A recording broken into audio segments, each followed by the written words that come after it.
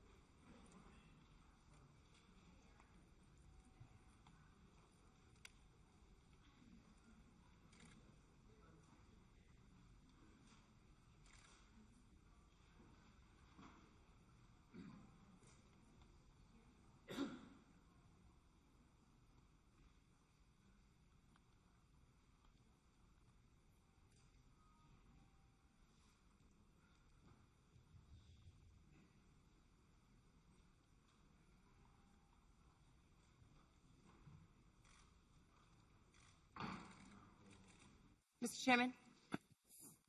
Mr. Chairman, I have a number of motions I would like to make at this time. Well, let me come out of recess first. Sorry. I'm really excited about my motions. No problem. Mr. Chairman, point of order. Yes. Has to be recognized. Mr. Chairman, pursuant to House Rule 16, Clause 4, Alpha 1, I have a privileged motion. Taken into consideration that statements made before the committee today could potentially be used to influence a pending Supreme Court case, I respectfully make a motion to adjourn.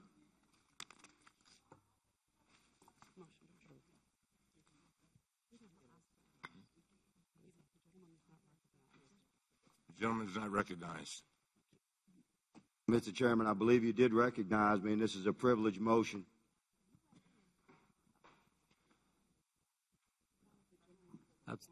Yeah. I was recognizing the gentlelady. She already had the floor. I'll come back at you, okay?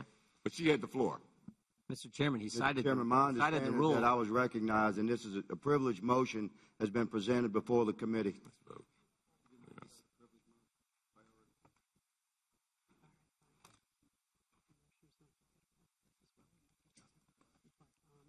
The motion is not debatable. Those in favor signify by saying aye. Aye. Those opposed, no. No. Ask for a roll call. Roll call. Mr. Chairman, I ask for a recorded vote. That's what we're doing. Thank you, sir. Clerk will call the roll.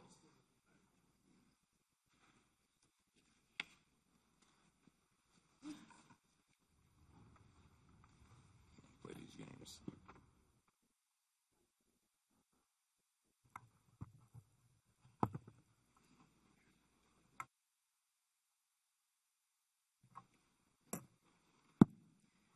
Mr. Cummings? No. Mr. Cummings votes no. Ms. Maloney? Ms. Norton? Ms. Norton votes no. Mr. Clay? Mr. Clay votes no. Mr. Lynch? Mr. Lynch votes no. Mr. Cooper? No.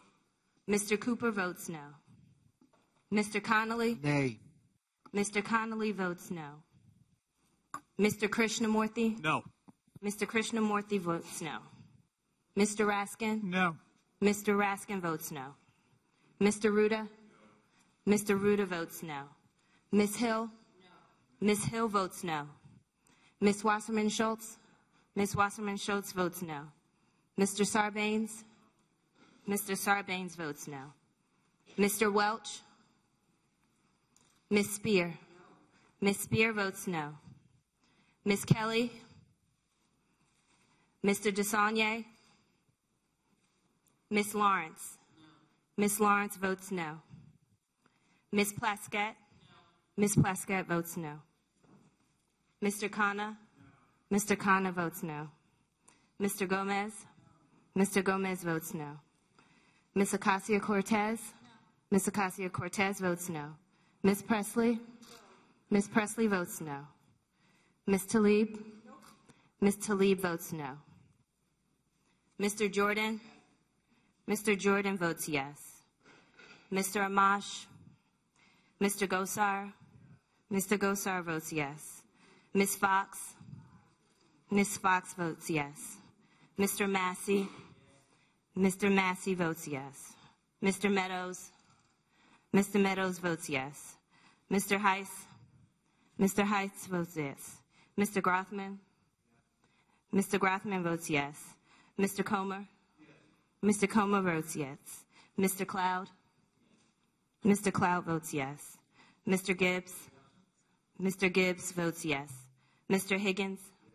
Mr. Higgins votes yes. Mr. Norman? Mr. Norman votes yes. Mr. Roy?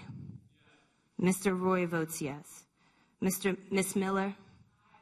Miss Miller votes yes. Mr. Green? Mr. Green votes yes. Mr. Armstrong? Mr. Armstrong votes yes. Mr. Stubbe? Mr. Stubbe votes yes.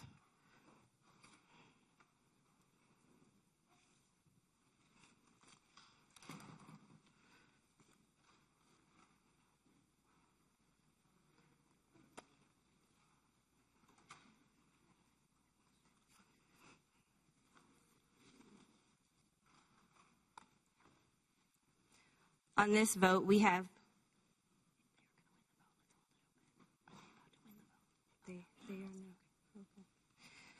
On this vote, we have 17 yeas and 20 noes.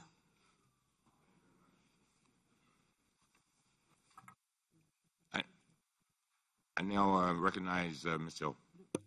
Thank you, Mr. Chairman. Point of clarification. I know that I'm new, which is why I got a little overeager earlier, but prior to us getting here, how many times did we as Democrats try to shut down a hearing like this while the Republicans were in the majority? In my 23 years on this committee, never. Thank you. Mr. Chairman, I have a number of motions I would like to make at this time. The young lady is recognized.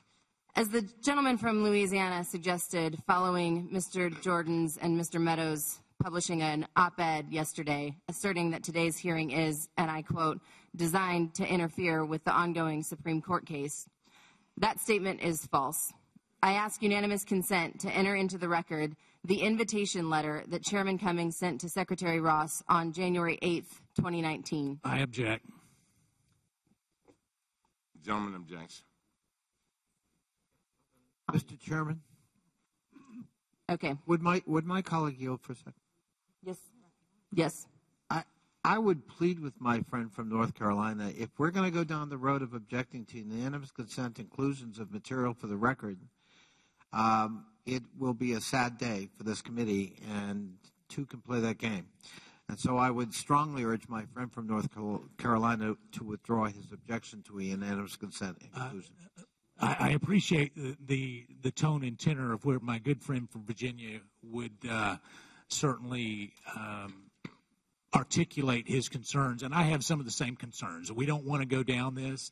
I would ask the gentlewoman to consider changing one of the phrases that she put in there, where she says this is false. I mean, you can say I have a resolution that contradicts. We have a number of things, but to suggest that it's false when we have a quote from a Democrat member of this committee stating what I said in my opening statement, there would certainly be evidence to support my opening statement. So if she wants to put in a resolution that offers a counterpart, I'd be glad to withdraw my objection. I will change my phrasing and say that we have several things that I would like to enter into the record that contradict what the statement that was put in place in your op-ed and by the gentleman from Then I certainly withdraw my objection. And I thank both of my colleagues. Without objection, so ordered. Next document. Thank you. I ask unanimous consent to enter into the record the invitation letter that Chairman Cummings sent to Secretary Ross. That's the one we did. That letter was sent over a month before the Supreme Court agreed to hear the case. For the record, the chairman sent his invitation letter to Secretary Ross before either the district court in New York or the district court in California ruled in their cases. I would also like to ask unanimous consent to insert. Objection, so ordered. On that, that was a second document, right? Nope, it's the same one. Okay, I was just elaborating. I would also like to ask unanimous consent to insert into the record the following letters from Chairman Cummings dating all the way back to March of last year on this exact same topic. There's a March 27, 2018 letter to Chairman Gowdy requesting this very hearing with Secretary Ross. He declined. There is an April 4, 2018 letter requesting documents from the Commerce Department. They refused. There is an April 24, 2018 letter asking Chairman Gowdy to issue a subpoena. He declined. There's a May 21, 2018 letter asking Chairman Gowdy to allow a vote on subpoenas. He declined. There's a June 28, 2018 letter from Chairman Cummings, Rep. Maloney, and 50 other Democratic members asking Secretary Ross to answer questions. He never did. There is an August 2, 2018 letter asking Chairman Gowdy again to hold a hearing with Secretary Ross. He refused.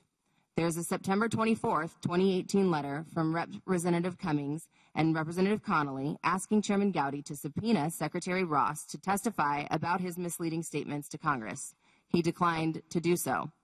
As all of these letters show, the Republican claim that we are trying to interfere with the Supreme Court case is completely contradicted. Without objection, the documents referred to by the gentlelady, Ms. Hill, ordered into the record. Thank you.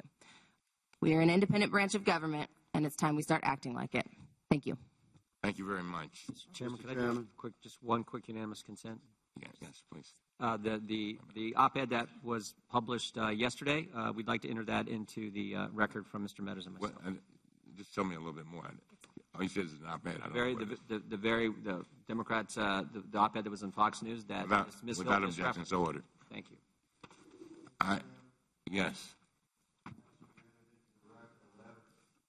A letter penned by Supreme Court Justice Gorsuch and Supreme Court Justice Thomas warning against further record-seeking endeavors in a legal setting because, to quote them, after weighing, among other things, the likelihood of review and the injury that could occur without a stay, this letter, written by two Supreme Court justices, not by a member of a committee in Congress, warning against further legal proceedings, which this certainly is, which could injure the integrity of the case pending before the Supreme Court. I ask it to be entered into the record. Without objection, so ordered. Mr. Chairman? Yes. I also have a unanimous consent request. There's been some speculation by some members of this committee that we can't possibly have this hearing or even request documents when there's pending civil litigation. And we have a long history in this committee of actually doing just that. I ask unanimous consent to enter into the record excerpts from the Flint Water Committee hearing transcript of March 17th, St. Patrick's Day, 2016. That hearing was the third hearing as part of the bipartisan investigation, which was then led by Chairman Chaffetz, as well as yourself, Mr. Cummings. The committee conducted these hearings despite pending litigation filed by environmental and civil rights groups against several individuals, including the Michigan governor at that time, Rick Snyder, in January 2016. I would ask unanimous consent to enter that into the record. Without objection, so ordered. And I would also like to ask unanimous consent to insert into the record two letters dated July 24, 2015 and October 28, 2015 from Chairman Chaffetz, Chairman Jordan, and Chairwoman Loomis to the Assistant Secretary of the Army at that time. These letters were part of the committee's investigation into the decision-making process for the Waters of the United States rule. That investigation was conducted, nonetheless, at the same time as litigation filed in June of 2015 by 22 states challenging the rule. Subsequently, the committee demanded and obtained documents in response to their request during the pending litigation. I ask that those letters be entered. Without objection, so ordered. I thank the chair. Mr. Chairman, I've got one last unanimous consent request. I asked a unanimous consent that the article published by in NPR on March the 14th, where it has a quote from a member of this committee suggesting that this hearing would be used as evidence before the Supreme Court, be entered into the record. Without objection, so ordered. Thank you. I now recognize myself. Let me say this. At the beginning of the hearing, I provided the other side with an extra opening statement. Rather than take additional time for my side at this time, I will reserve for our side so we can start the hearing and proceed to member questions. Good morning, everyone. Today, the committee will hear testimony from Secretary of Commerce, the Honorable Wilbur Ross, about preparations for the 2020 census. The Constitution requires our government to conduct a census every 10 years. The Constitution also requires us to count every person. The latest census begins next year, and significant challenges have been raised by the Government Accountability Office and others about whether we will be ready. Today's hearing will be our first of several this year, and we will look to our very able Subcommittee on Civil Rights and Civil Liberties, headed up by the Honorable Jamie Raskin, to follow up with additional hearings. We want to make sure that we're tracking progress, highlighting small problems before they become large problems, and ensuring that outstanding recommendations are being implemented effectively and efficiently. Today, we will also examine Secretary Ross's decision to add a new citizenship question after experts, listen up, at the Census Bureau warned, and I quote, that it harms the quality of the census count. Let that sink in. That's what the experts told Secretary Ross. We have very serious questions about whether Secretary Ross was truthful when he appeared before Congress last year and testified on 3 occasions that he added the citizenship question only because the Department of Justice requested it. Ladies and gentlemen, on March 20th, 2018, Secretary Ross testified, and I quote, "We are responding solely to the Department of Justice's requests," end of quote. He repeated the same claim on March 22nd, and then he did it again on May 10th. After Secretary Ross testified, new documents showed that he was engaged in a secret campaign to add the citizenship question from the very first days after he arrived at the Department of Commerce. These documents showed that he was not merely responding to a request from another agency. To the contrary, he was choreographing these efforts behind the scenes.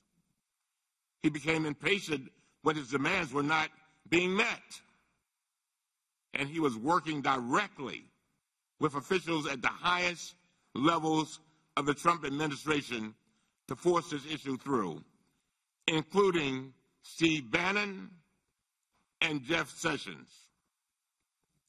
These are the facts. They are not in dispute. Two judges have already struck down the citizenship question.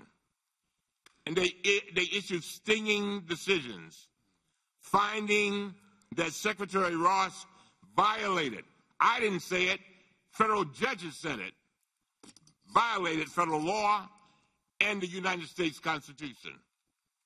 They found that his claim of merely responding to a request from the Department of Justice was a pretext and a false one. Again, I didn't say that. The judges said that. Let me address that pretext directly.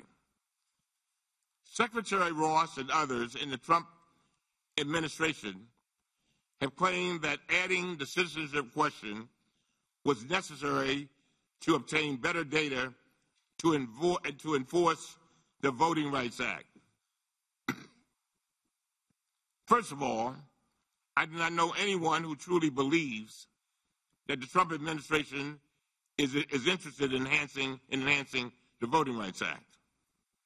This administration has done everything in its power to suppress the vote, not to help people exercise their right to vote. Second, I have championed voting rights all of my adult life, and the Voting Rights Act is an essential tool. It is what underpins our democracy. But in the more than 50 years since it was signed into law, the Voting Rights Act enforcement has never used citizenship data from every U.S. household. Not once. Third, the judges who examined this evidence held that the Voting Rights Act claim was a fake justification for the citizenship question. I didn't say it, they said it. One judge ruled that Secretary Ross, and I quote, listen to this. This is what they said about Secretary Ross, a judge. He says, quote, concealed its true basis rather than explaining it, end of quote. So the key question we will ask Secretary Ross today is, what was he hiding from the Congress? What's the real reason that the Trump administration wanted to add this unconstitutional citizenship question? Every piece of evidence we discover brings us closer to the truth. Just this past week, the committee conducted a transcribed interview with a key witness from the Department of Justice, John Gore, who was involved with drafting the request for a citizenship question. Mr. Gore admitted that a former transition team official provided him an initial draft of a letter from the Department of Justice asking for the citizenship question be added. We have summarized this and other information from Mr. Gore's interview in a supplemental memo that I am providing to members this morning. Unfortunately, throughout this entire process, the Trump administration has obstructed and delayed our investigation. Both the Department of Commerce and the Department of Justice have withheld key documents and refused to answer legitimate questions. Now, Secretary Ross and I exchanged several letters last week. We accommodated some of his concerns, and thankfully, he accommodated some of ours, and I appreciate that, Mr. Secretary. Based on these agreements, I expect Secretary Ross to fully answer all of our questions about the census and not avoid our questions based on the meritless claim that there is separate litigation going on. And so I appreciate that, and I look forward to his answers. And with that, I'm very, very pleased to have the Secretary stand, please. Where's he Good morning, Chairman Cummings. I want to swear you in first. Oh, sorry. I'm sorry. I apologize. Thank you. Thank you very much, Mr. Secretary. Do you swear or affirm that the testimony you're about to give is the truth, the whole truth, and nothing but the truth? So help you God. I do, sir. Thank you very much. Let the record show that the witness answered in the affirmative, and you may be seated, and you may proceed. Good morning, Chairman Cummings, Good morning. Ranking Member Jordan, and members of the committee. Thank you for inviting me to testify.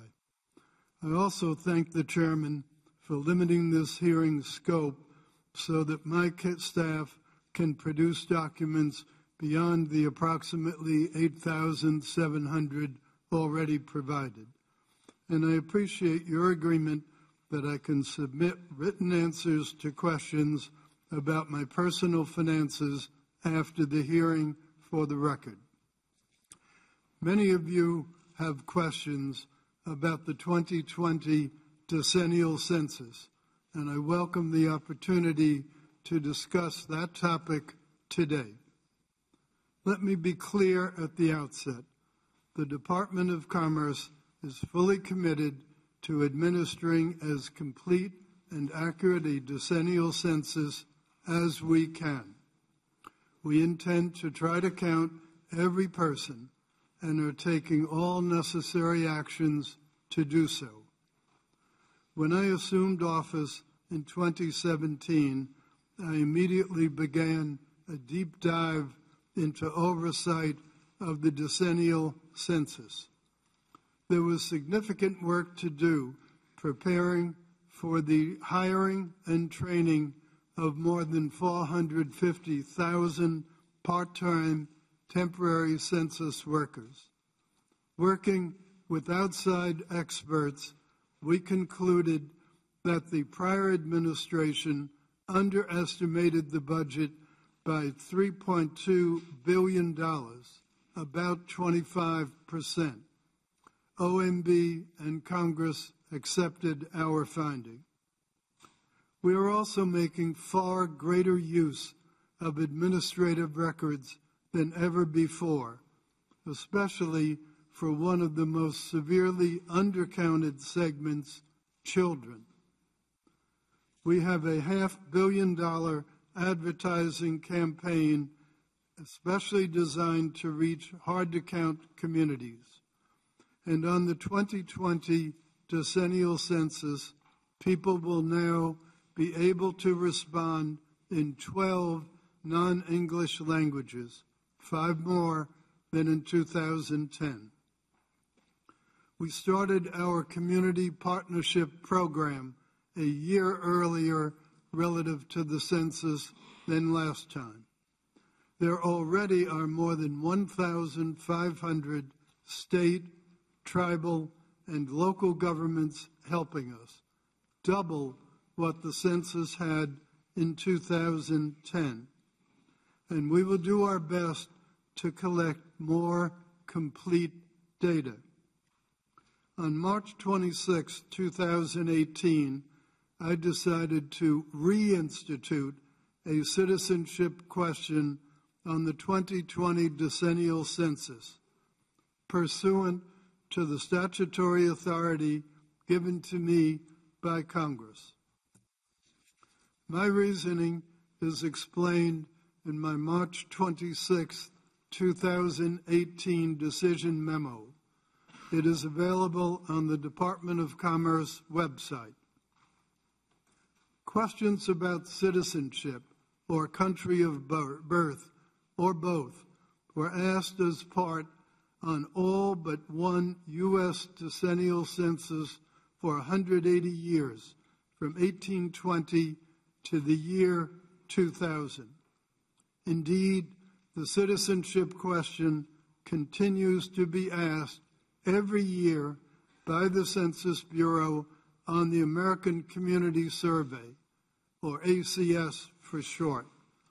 It is a sample survey distributed annually to about 2.64% of the American population. Prior to my March 26 decision, we understood that the Department of Justice might want a citizenship question reinstated on the decennial census. There is no formal process for adding questions to the decennial census. However, other federal agencies had previously submitted written requests for questions to be added to the ACS, and such requests trigger an internal Census Bureau review prior to a final decision. I instructed staff to follow up with DOJ for a written statement confirming whether or not DOJ was going to ask for reinstatement of the question. I wanted to make sure that we had enough time to adequately consider any formal request that DOJ might make. Ultimately, on December 12, 2017, DOJ made a formal written request that the Census Bureau reinstate the citizenship question on the decennial census. DOJ sought census block-level citizenship data for use in Voting Rights Act enforcement.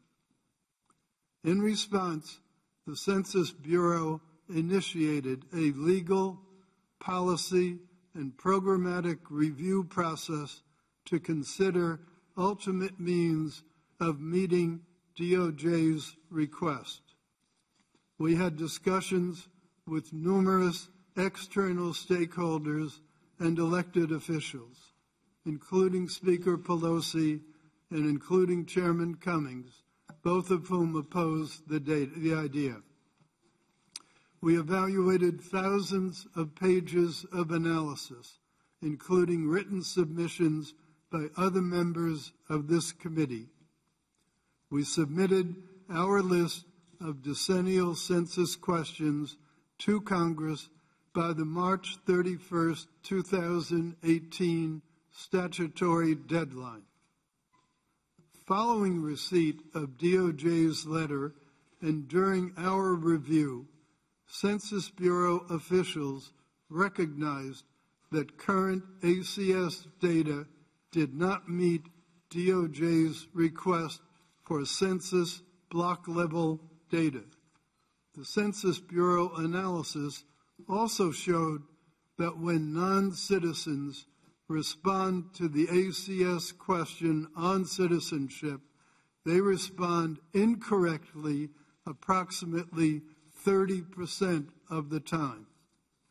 In my March 26 decision memo, I described more details of the decision-making process and the alternatives we considered to reinstating the citizenship question. As you know, certain aspects of this issue are in litigation before the Supreme Court and before other courts. However, I look forward to answering as many of your questions as I can. Again, I want to be clear that we intend to count as many people as possible. I will be happy to discuss the actions we are taking to try to do so. Thank you for your indulgence. Thank you very much. I now recognize myself for some questions. Secretary Ross, you have claimed repeatedly that you added the citizenship question only because the Justice Department asked you to. You testified under oath on 3 occasions. Each time you said you were responding solely to the Department of Justice's request. But now we have obtained documents showing that you were working to add the citizenship question from your very first days at the Commerce Department. Secretary Ross, our interest is getting to the truth. and then once we get to it, we're going to defend it. And my approach is to give a witness a chance to come clean, to tell the truth, and to clarify their previous testimony if necessary.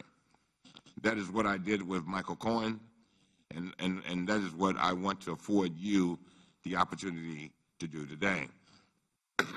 So, Mr. Secretary, let me ask you here today, in light of all of these documents that have come to light, do you wish to withdraw your previous testimony to Congress that your decision to add the citizenship question was based, and I underline solely on the request from the Department of Justice?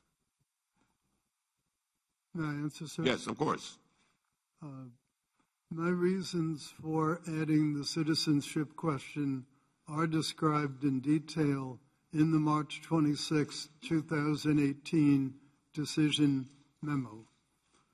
After we received the Department of Justice letter on December 12, 2017, we, namely Commerce Department, myself, and the Census Bureau, initiated a very detailed, very thorough process to consider that request.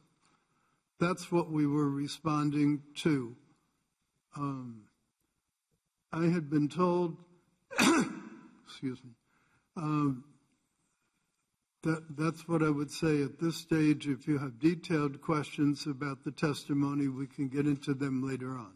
Well, I just want to make sure we're clear, because a lot has been said in this committee about the truth, and I'm not trying to trick you up. I'm just trying to make sure that the committee is clear, because I think it's very, very important. And so I'm going to just ask you one more time, and then I'm going to leave that alone. So are you saying, again, in light of all of these documents that have come to light, you do not wish to withdraw your previous testimony? Is that what you're saying? I testified truthfully to the best of my ability in response to what my understanding of the questions were. Okay. And you understand that there are documents that on their face seem to contradict what you're saying. Do you understand that? I welcome the opportunity to get into the individual documents whenever you wish, sir. All right. Mr. Secretary, on March the 10th, 2017, just 10 days after you took office, your staffer sent you an email about, quote, your question on the census, end of quote. His email explained that undocumented immigrants are counted for apportionment purposes and not included in the census. Mr. Secretary, this was 9 months before you got any letter from the Justice Department. Isn't that right? That is correct as to the timing. I was early on in the administration, and I wanted to understand lots of questions, answers. One of the questions was that one, and I received an answer to it. And it is your testimony today, sir, that your interest in the citizenship question had nothing to do with counting undocumented immigrants for apportionment purposes? No, sir, it did not. That was simply seeking information. If you look at my emails during that period, you'll find lots and lots of other questions. And if you look at the records of my conversations with members of the department, you'll find I have lots of questions to this day, seeking further information, seeking clarification, seeking details of things that I was unsure of.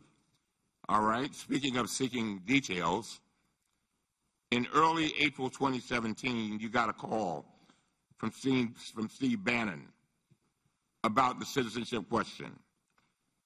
That was also months before the Department of Justice sent its letter. Is that correct? Yes, sir. Is it your testimony that your call with Mr. Bannon had nothing to do with efforts to pursue the citizenship question? Steve Bannon called with a simple request, namely asking if I would take a call from Chris Kloback. And I agreed to that request as a courtesy since he was a White House staffer. And shortly thereafter, possibly the next day, I did have a conversation with Chris Kloback. And so Mr. Bannon's you spoke to Mr. Kloback on July 14, 2017. Is that correct? Yes, I don't remember the date, but sometime around that was the date. general point in time, there was a follow-up from Chris Kloback to me.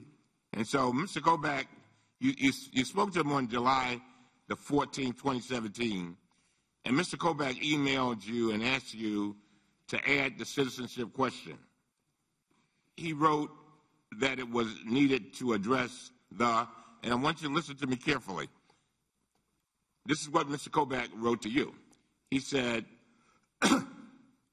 he wanted it added because, and then it says, quote, problem that aliens who do not actually reside in the United States are still counted for congressional apportionment purposes, end of quote. That was also several months before any letter from the Justice Department came to you. Is that correct? It is correct that that was before the census letter. It is also correct that I rejected the question that Chris Kloback wanted asked. Is it your testimony that nothing in your emails or phone calls with Mr. Kloback had anything to do with your efforts to push the citizenship question? Well, I have no control over what Chris Kloback or anyone else puts in an email sent to me. Mr. Secretary, as we evaluate the truth, we often look to see whether testimony is corroborated by documents. And these documents on their face show that the reason you have given to us for adding the citizenship question is a pretext. In fall of 2017, your staff hand-delivered a secret memo and handwritten note about the citizenship question to John Gore at the Department of Justice. Did the secret memo or note describe the real reason you wanted to add the citizenship question? First of all, sir, I think I'd like to correct the record. Please do. Don't believe there's anything in evidence that my staff delivered a message of that sort to Gore. Well, that's why we need to see the documents so that we can get to the truth. Mr. Secretary, we have been trying. No, you go ahead. I'm sorry. Sorry, sir. Did you want to say something, Mr. Secretary? Were you about to say something? Yes. What I would like to ask, sir, is if you feel you have a document of that sort, would you oblige me to show it to me? I promise you I'll do that. Mr. Secretary, we have been trying to get certain documents for months, and we specifically requested it in advance of this hearing. Why have you not provided a document to the committee? I'm sorry, I didn't hear the question, sir. I said, why have you not provided the document to the committee? We have provided 8,700 documents already. But not this document, this particular document. I can't talk to a specific individual document, sir. I believe by agreement you said that we could provide additional documents supplementally, and I will discuss that with my staff after the hearing. Well, when you discuss it with your staff, it's our understanding that Ms. Meyer presented it to Mr. Gore. Just for your information. Mr. Meyer. Uther Meyer. I'm sorry. I'm sorry, who? Uther Meyer. When we had a transcribed interview with Mr. Gore, he said that Mr. Uther Meyer presented it to him. So I'm just for your information. So maybe you can, that'll be helpful in you finding it, okay? Thank you very much, sir. All right, we will now, my time has expired. Mr. Meadows. Mr. Secretary, over here. There seems to be some indication that there were nefarious purposes for including this particular question on the census. Do you believe that President Bill Clinton had nefarious purposes in mind when he included a citizenship question on the 2000 census? I have no ability to read President Clinton's mind, but I have no reason to believe that he had nefarious purposes in including the question. Do you have any knowledge of any other Democrat president who had nefarious purposes in mind when they included the census question on the citizenship question on previous censuses? Well, I'm sure there were, but I have not approached this as a partisan matter, so I haven't tried to differentiate whether there's a Democratic president or a Republican president. So you're saying that you're approaching this just from a census point of view to get an accurate count for the United States of America. Is that your sworn testimony? Yes, sir. As explained in the decision memo of March 26, 2018, it is also to comply with the request by the Department of Justice that we add the citizenship question so that they could have block-level census data. So let me go a little bit further. Is if your team, who I would assume that this one question is not the highest priority of making sure that we have an accurate delivery of the system census. Is that correct? Well, we have worked very hard to make sure that this is the best census that we can possibly deliver. I explained earlier in my prepared remarks that we have added $3.2 billion to the budget, and we got the concurrence of the OMB and ultimately the Congress to add that to the life cycle cost. If I had a nefarious purpose, I surely wouldn't have added $3.2 billion to the budget for the census. And specific things that we've done to try to improve it. We are using far more administrative records than has ever been the case before. I mentioned briefly that we're adding many records from the state and local levels about children. We now have access for the first time ever to the WIC records, the SNAP records, and the TANF records from many constituencies. And I made many calls to the governors to try to get them to agree to give us those documents. We also have far more census complete count committees with state and local governments than ever before. Further, we are hiring far more partnership specialists than had ever been the case before.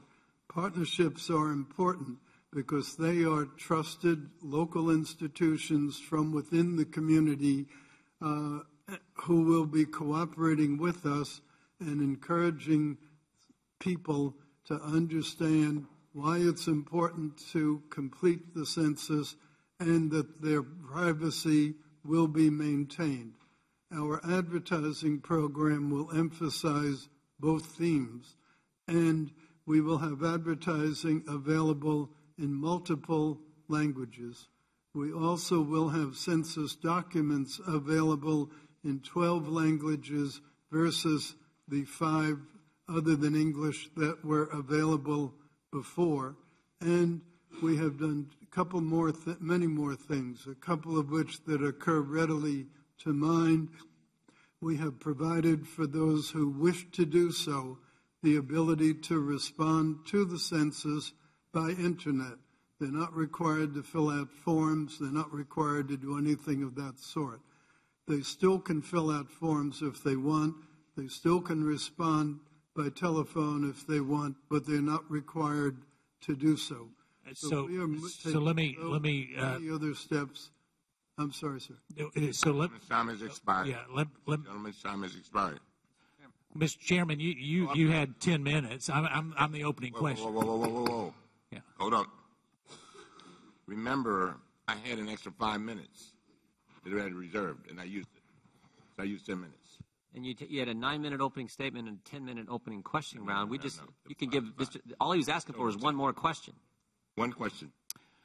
So, Mr. Secretary, to be clear, is it correct that you have taken extraordinary measures to not only count the number of people accurately, but to expand the way that we do that is unparalleled in the history of the census?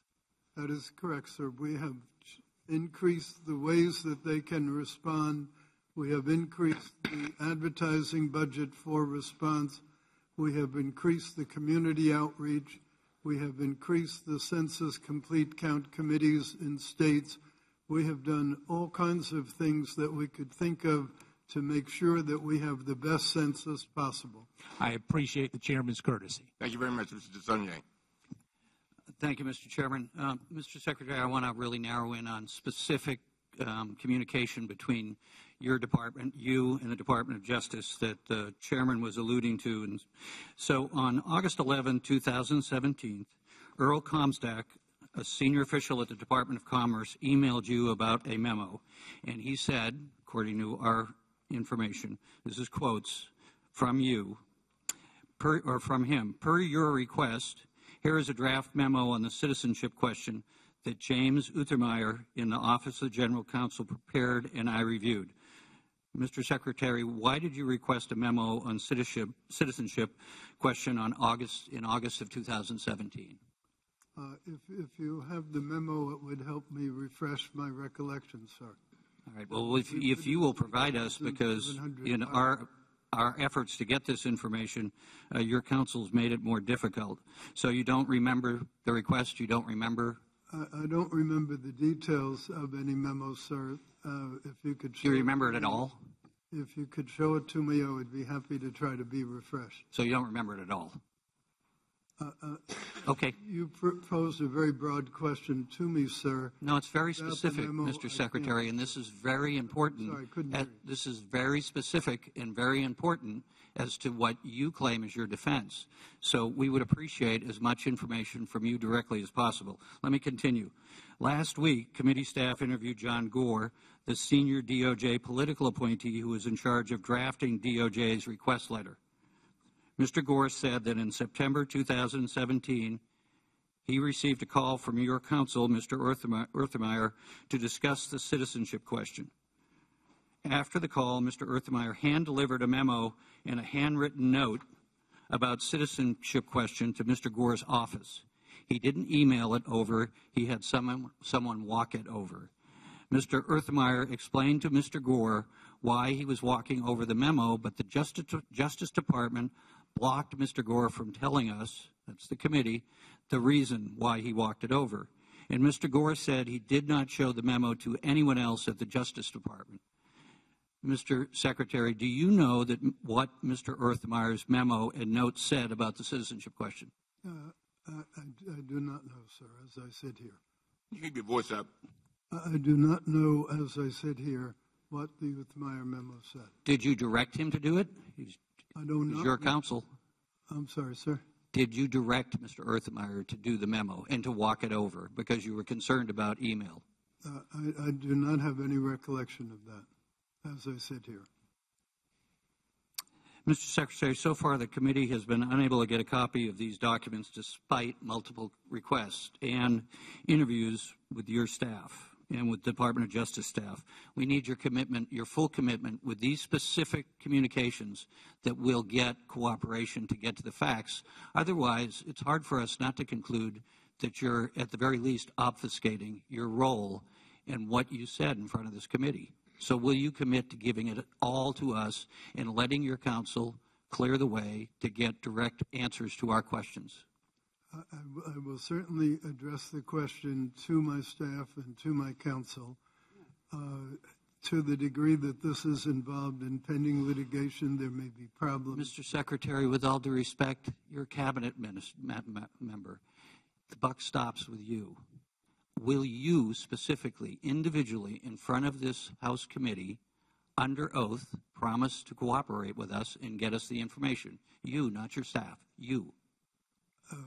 We already have... Yes or no, Mr. Secretary, with all due respect? Sorry, I can't answer it yes or no. I need to answer it the best I can. Are you responsible? You. I will discuss it with counsel and with my staff, and we will give you a prompt response. I will yield the balance of my time back to the chair. When can we expect that response? I'm sorry, sir? You just said that you would give us a response. You said you would consult with your staff and give us a response with regard to yes, after the hearing, sir. All right. All right. Does that mean today? I'll discuss it with them. I don't know how long it will take them to come up with their response. Well, we'd like to have an answer as soon as possible, if you don't mind. I understand the request. We've been waiting for a while. I'll take it up with my staff. Very well. Mr. Stillby. Thank you, Mr. Chair. Thank you. I'm over here, Mr. Secretary, to your left. Thank you, Mr. Secretary, for being here today. I just want to say kind of at the outset, I just find this whole issue fascinating. We've already heard in this committee time and time again that historically in this country, even under Democratic presidents, the census has asked the question whether you're a citizen or not. So why would we as the government of the United States not want that information? It's a very legitimate question to ask, and I don't understand how that's necessarily a problem. Procedurally, Mr. Secretary, isn't it true that this issue and related issues, as you've previously testified, are currently before the U.S. Supreme Court in the Department of Commerce versus State of New York? Yes, sir. The issue is before the Supreme Court.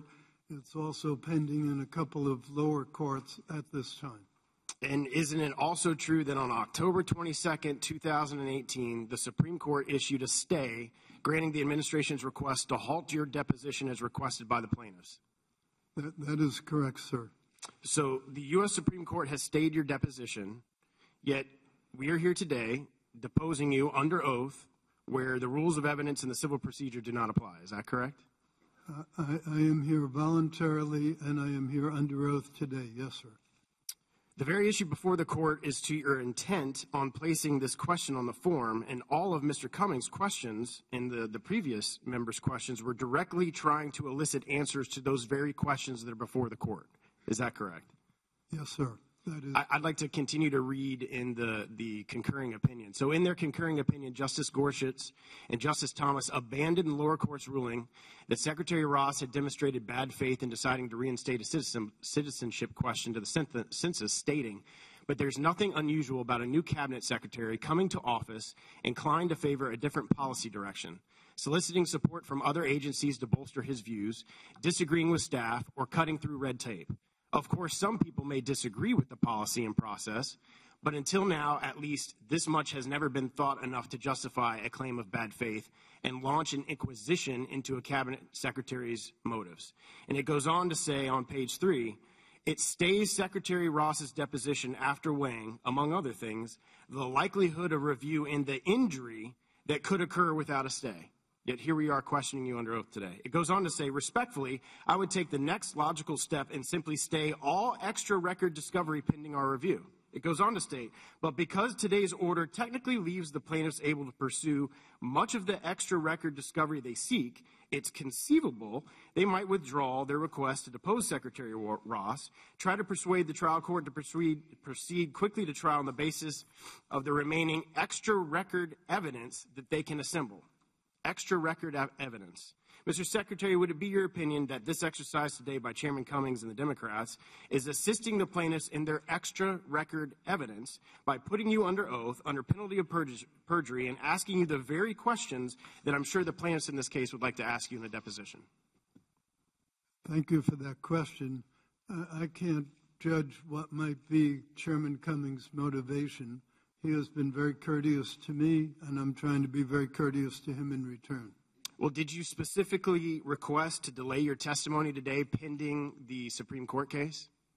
I'm sorry, could you repeat the question, sir? Didn't you specifically request to delay your testimony today until the conclusion of the Supreme Court case on this very issue? We had requested a delay. Chairman Cummings said that he was not prepared to give a delay, and therefore I'm here voluntarily. And why, I mean, do you have any opine as to why the chair doesn't want to wait pending a Supreme Court decision and wanted you to come and testify here today? Well, again, sir, I can't guess what might be in Chairman Cummings' mind, but I am here voluntarily, and I'll do the best I can. And I thank you for being here. I've got 2 minutes, but I want to make a couple of statements. By allowing Secretary Ross to testify before a congressional committee where rules of evidence and civil procedure do not apply, the Democrats are allowing a prolonged, probative inquiry into a question that is at the very crux of the Supreme Court case. In holding this hearing, the Democrats have run afoul of the Supreme Court's stay of Secretary Ross' deposition and polluting the evidentiary record of a case that the justices have yet to even hear oral arguments on. And I would ask in my remaining question, I would direct a question to the chair as to, has there been any communication by the plaintiff's lawyers in this case to both the chairman or your staff or any other members of this committee directing or asking specific questions to be asked on the record? Would you repeat that? I'm sorry. I'll give you time to repeat it. Go ahead. Okay. I was just reminding me that we had postponed this several times, and so I was just getting the date straight, and they were letting me know that Secretary Ross picked this date. But go ahead. Oh, that makes sense because the October stay was October 22nd. But my question was, since we're here and the Secretary's under oath, has there been any communication? Has there been any communication between the plaintiff's lawyers or any of the plaintiffs as it relates to the chair or staff in asking specific questions of the witness? No. Mr. Chairman, point of information. The record of this hearing cannot be used by the court in its decision because this hearing and what happens in this hearing is not a part of the record of the cases that are now before the federal courts. Point of clarification. I'm not sure that the gentlewoman's statement is correct. First of all, let me recognize you. Okay. My apologies, Mr. Chairman. I recognize the gentleman. I thank the chairman. I'm not sure that the context of the gentlewoman's statement is accurate because we are putting things in the congressional record, and certainly previous Supreme Courts have been able to use documents Mr. Chairman, in the will of. Could I respond? I'm gonna let you respond, and then we want to move on to questions. Go ahead. These cases are being appealed to the Supreme Court. They are not in the record of the courts below.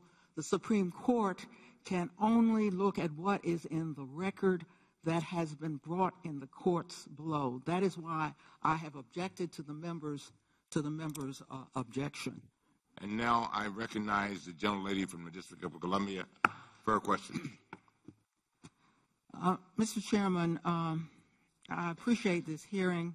I have introduced a bill to bar a citizenship question on the census, but I'm interested, Secretary Ross, in the apparent increased costs. We have a budget before us with many reductions because of the increase in the deficit, for example.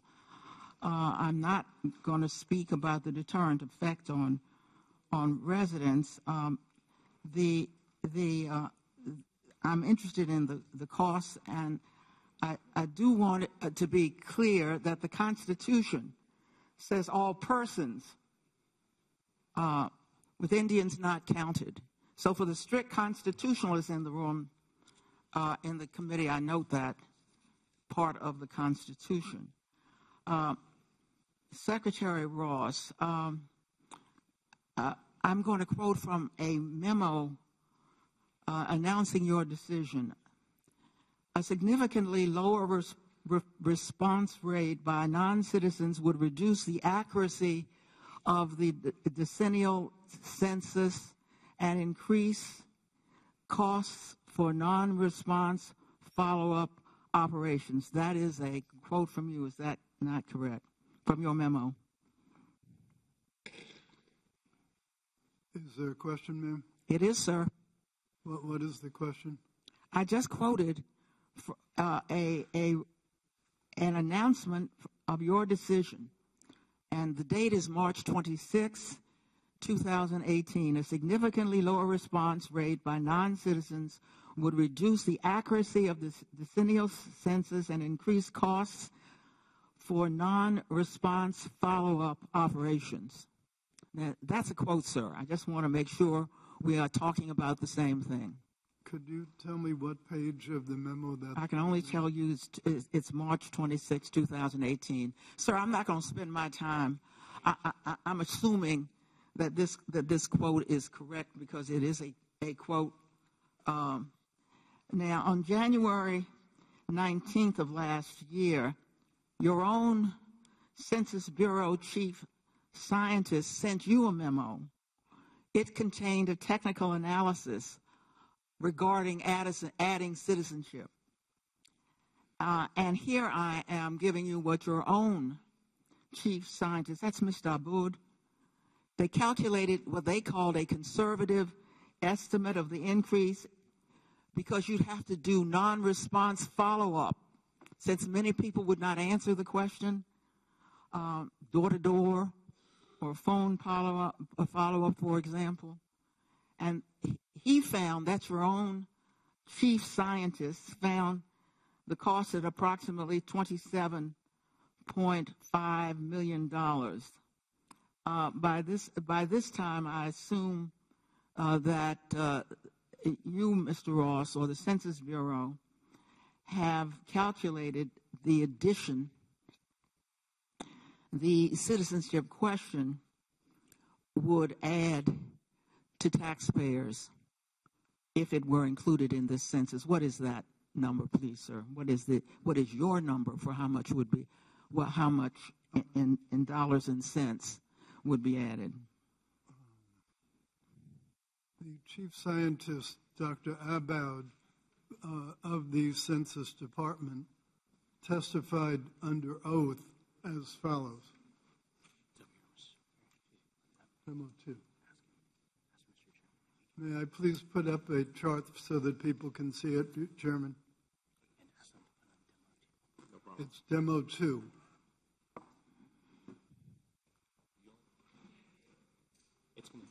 Yeah. This is the chart that I'm referring to. I'd like to read from it, if I may. Mr. Chairman. Therefore, Mr. Chairman. No credible quantitative evidence that the addition of a citizenship question will affect the accuracy of the count. That's a statement that was made under oath by Dr. Aboud, the chief scientist of the Census Bureau. The information we have is that that quote is taken entirely out of context.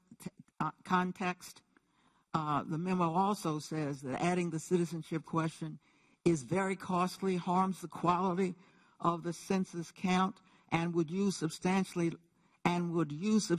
less accurate citizenship status data than are available from administrative records. Young lady's time has expired. You may respond now. I have nothing to say, sir. Very well. Ms. Fox. Thank you, Mr. Chairman. Secretary Ross, thank you very much for being here today. We appreciate it.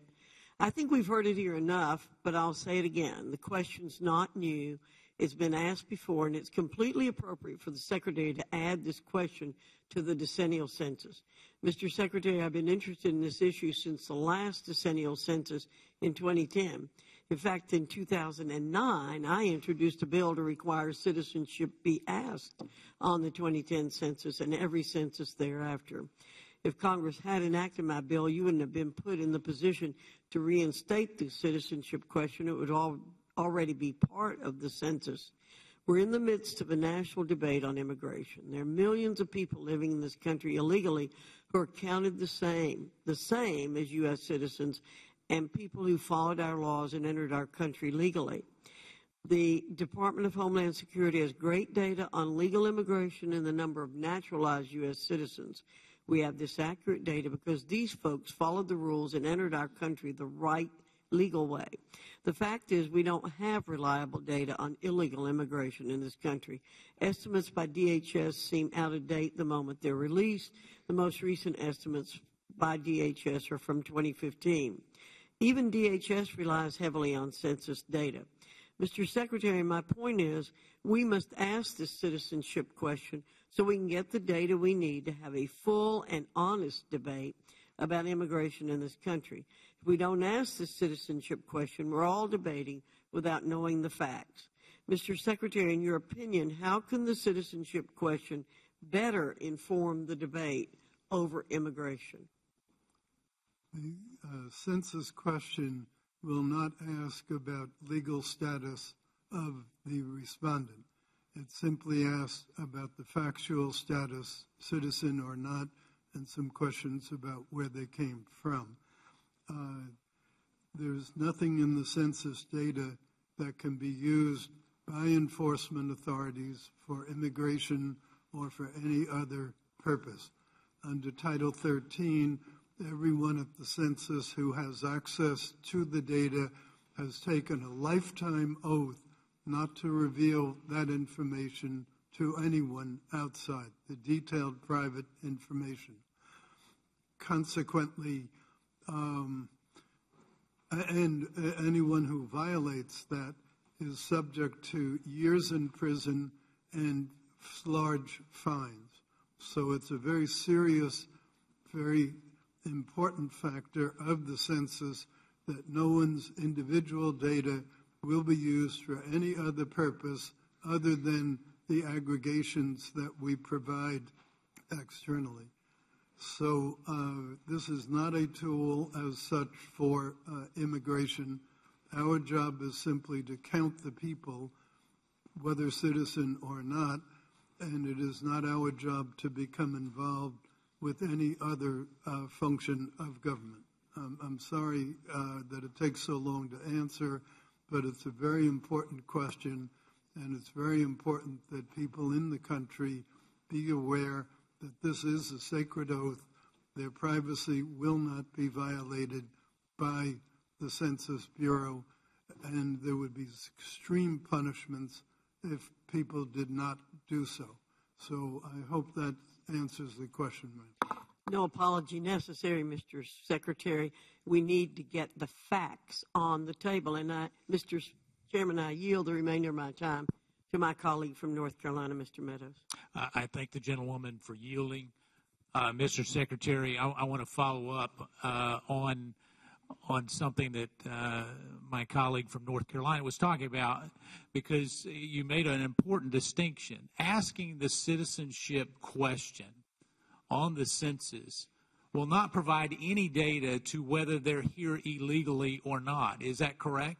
That is correct, sir. We are not asking legal status of people, whether citizens or not. In fact, a large percentage of those people who may check that they're not citizens will be here legally because they've either got a green card or some other legal means of being here in the United States. Is that correct? That's correct. They could be here on a visa. They could be here on any variety of things. The purpose of the census is not as a tool for enforcement of the immigration laws. The purpose of the census is simply to provide aggregated data. I yield back. I thank the gentleman for yielding. Mr. Clay. Thank you, Mr. Chairman. Mr. Secretary, on March the 20th, 2018, you testified in front of a subcommittee of the House Appropriations Committee, and here's what you said. We are responding solely to the Department of Justice's request, not to any campaign request, not to any other political party request. 2 days later, we are responding solely to the... Okay. 2 days later, you testified before the House Ways and Means Committee, and here's what you said. Department of Justice, as you know, initiated the request for inclusion of the citizenship question. On May 10th, You testified. Department of Justice says You testified in front of the Senate Appropriations Committee, and here's what you said then.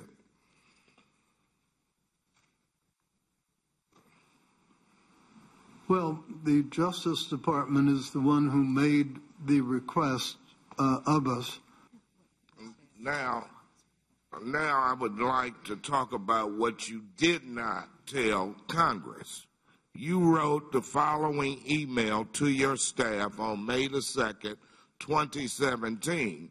You wrote, and I quote, "I am mystified why nothing have been done in response to my months-old request that we include the citizenship question. Why not?" End of quote. So you requested the addition of the citizenship question prior to May of 2017, correct?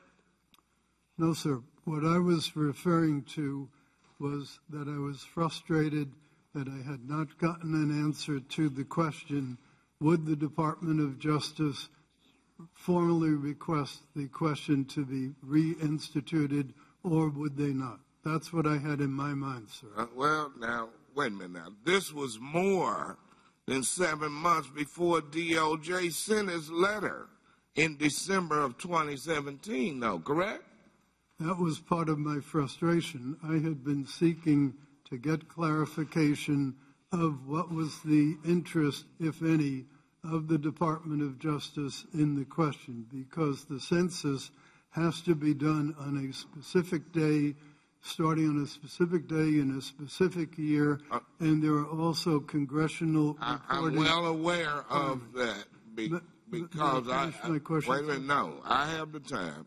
I'm well aware of that because in 2010 I oversaw that census. But when you testified last year, you failed to mention any of this. Is that correct? What was contained in the decision memo of March 26, 2018 was the basis for the decision. Well, Mr. Secretary, you wrote to the committee a few months ago that the reason you did not mention all your efforts to add a citizenship question before DOJ's letter was because these efforts were merely, and I quote, informal and hypothetical discussions. With all due respect, that explanation does not pass the laughed test.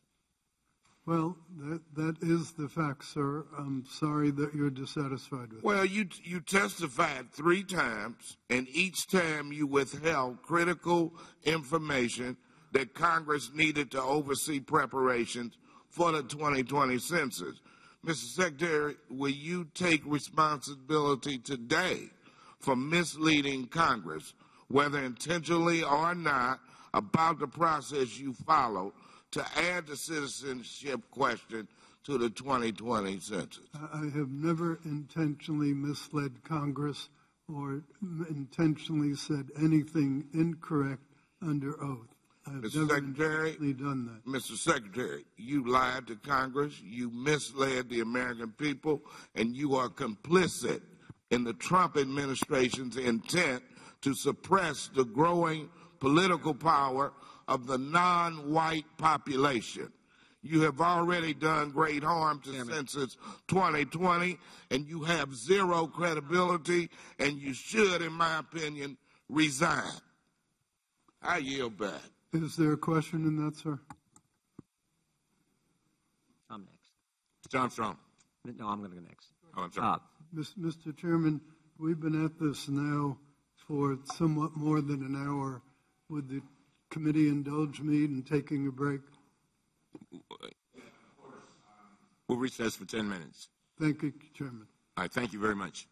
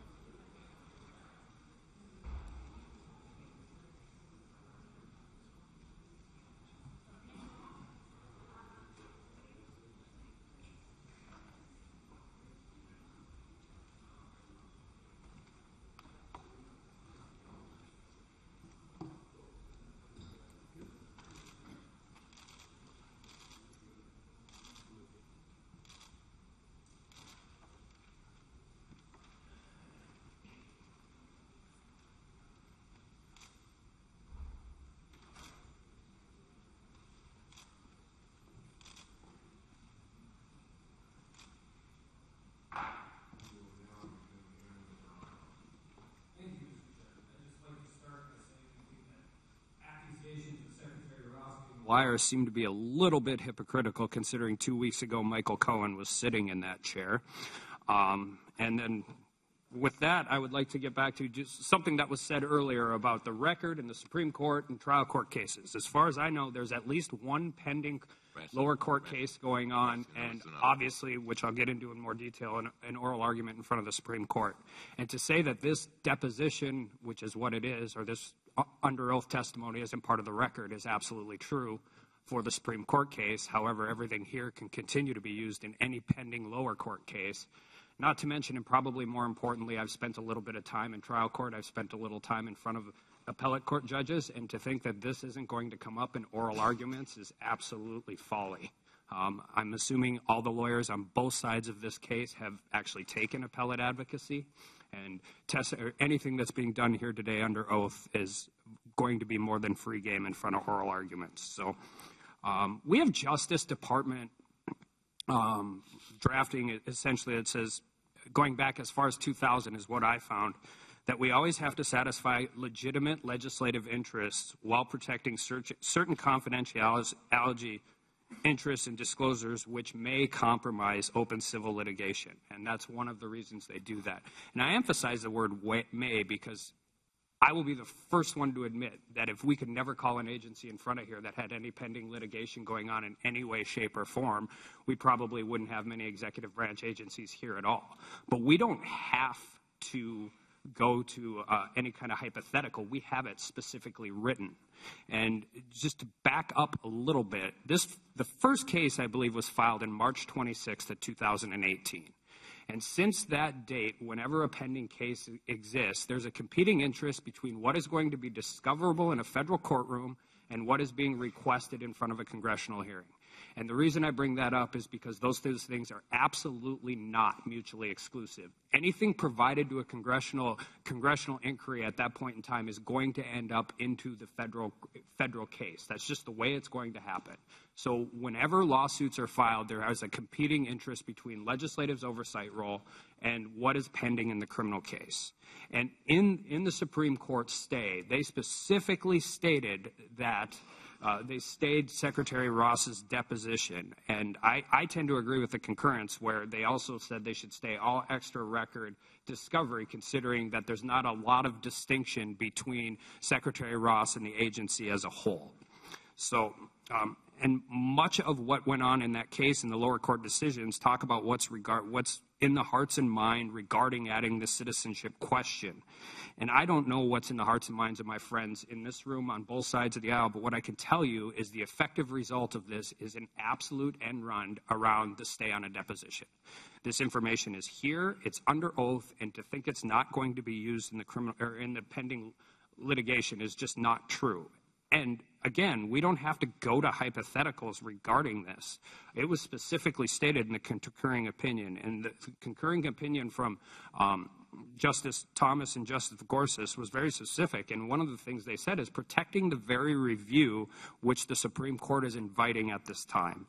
So I have one question, and then I just want to end with a little bit. Secretary Ross, do you believe that anything that is going on here today will be used in either the lower court opinion or oral arguments at the Supreme Court?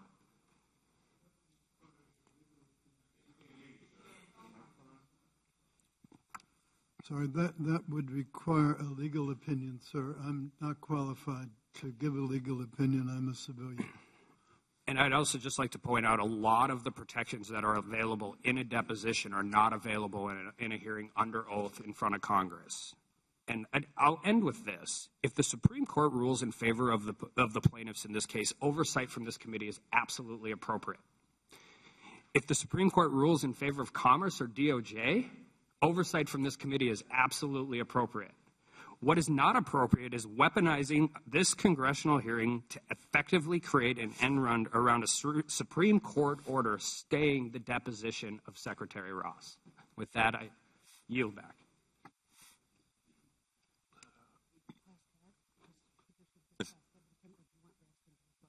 Mr. Raskin. Thank you, Mr. Chairman. Do I have the opportunity to respond at this point to the legal argument that was just made by the gentleman from North Dakota? This is your time. Oh, am I being recognized for my time? Okay, well, let me start with this then. Secretary Ross, you asked for a memo on the citizenship question from your Office of General Counsel, and you got it back from James Uthmeyer on August 11th, 2017. What did that memo say? We've produced some 8,700 documents here, and I gather there are some more that the committee may wish to see. Okay, so you're willing to produce that memo then, too? I'm sorry, I didn't hear the question, sir. But are you willing to produce that memo that was written to you by James Uthmeyer about precisely what we're investigating here today, the citizenship question? I will take it up with staff and with counsel following this hearing, and we will get... Well, you know, I've seen from the record that you're quite effective at getting your staff to do things. For example, moving on the citizenship question, will you tell them to turn this memo, which deals precisely with what we're investigating, over to the Congress of the United States? I will be delighted to take it up with my staff after the hearing, and we will consult with counsel, and they will give you a response. Okay, well, I understood your testimony before to be that you would refuse to turn it over on the grounds that there's ongoing litigation, and we just heard that argument echoed by the gentleman from North Dakota. And I must say, Mr. Chairman, I'm quite astounded by this line of argumentation today by our colleagues. To begin with, the Supreme Court has been perfectly clear in a series of cases, including Hutchison versus United States in 1962 and Sinclair versus United States in 1929, that the fact of ongoing litigation is not a valid grounds for withholding documents from Congress. Are you aware of that, Secretary Ross? That requires a legal opinion, sir. I will have to refer that to... Okay, well, that principle goes back at least 90 years, and we can give you countless examples of investigations by both Republican and Democratic chairmen of this committee, as well as dozens of other committees in Congress that have conducted investigation and received documents while there was ongoing litigation. For example, Chairman Chaffetz had a hearing on the Waters of the United States EPA rule when it was still being litigated and got documents there. So he did the same thing in the Keystone XL pipeline hearings when there was ongoing litigation, and Chairman Chaffetz did the exact same thing with the Equifax data breach. So you are not a lawyer. You may not be aware of Congress's power to obtain documents, including the so-called secret memo, which is being withheld now. But our colleagues certainly should be perfectly aware of that fact, and the representative from the District of Columbia is perfectly right. Of course, the Supreme Court is limited to review of those facts that are on the record of the case, all the more so in an appeal from an Administrative Procedure Act decision, right, where everything is in the administrative law record. That record also was very clear about what you had done. That record said that your decision to add the citizenship question was arbitrary and capricious, that you violated the law, that you violated the public trust, that your stated rationale to promote Voting Rights Act enforcement was pretextual, a veritable smorgasbord of classic clear-cut APA violations. But you are aware that when the Supreme Court treats this matter, it's going to treat it as a matter of fact on the four corners of the administrative law record. Are you not? That's a very lengthy question, sir. I think it calls more for a legal opinion than my opinion. I'll be happy to... Okay, well, your decision was also struck down on the basis of the enumerations clause, so it was constitutional as well. Is there anything that you would tell us that would somehow alter the Supreme Court's interpretation of whether or not your judgment to add the citizenship question is constitutional? I don't quite understand the question, sir. Could you repeat it? Okay. Let me ask you this. The California District Court said what ensued was a cynical search to find some reason, any reason, or an agency request to justify a preordained result. So let's just put it in very simple terms. I'm not going to ask you about the law. Obviously, you don't want to talk about the law, and that's fair enough. But did you not have a search? They describe it as cynical, but whether or not it was cynical, did you not have a search to get to a preordained result? Wasn't the whole purpose to get the citizenship question added regardless of what was found in the administrative law process?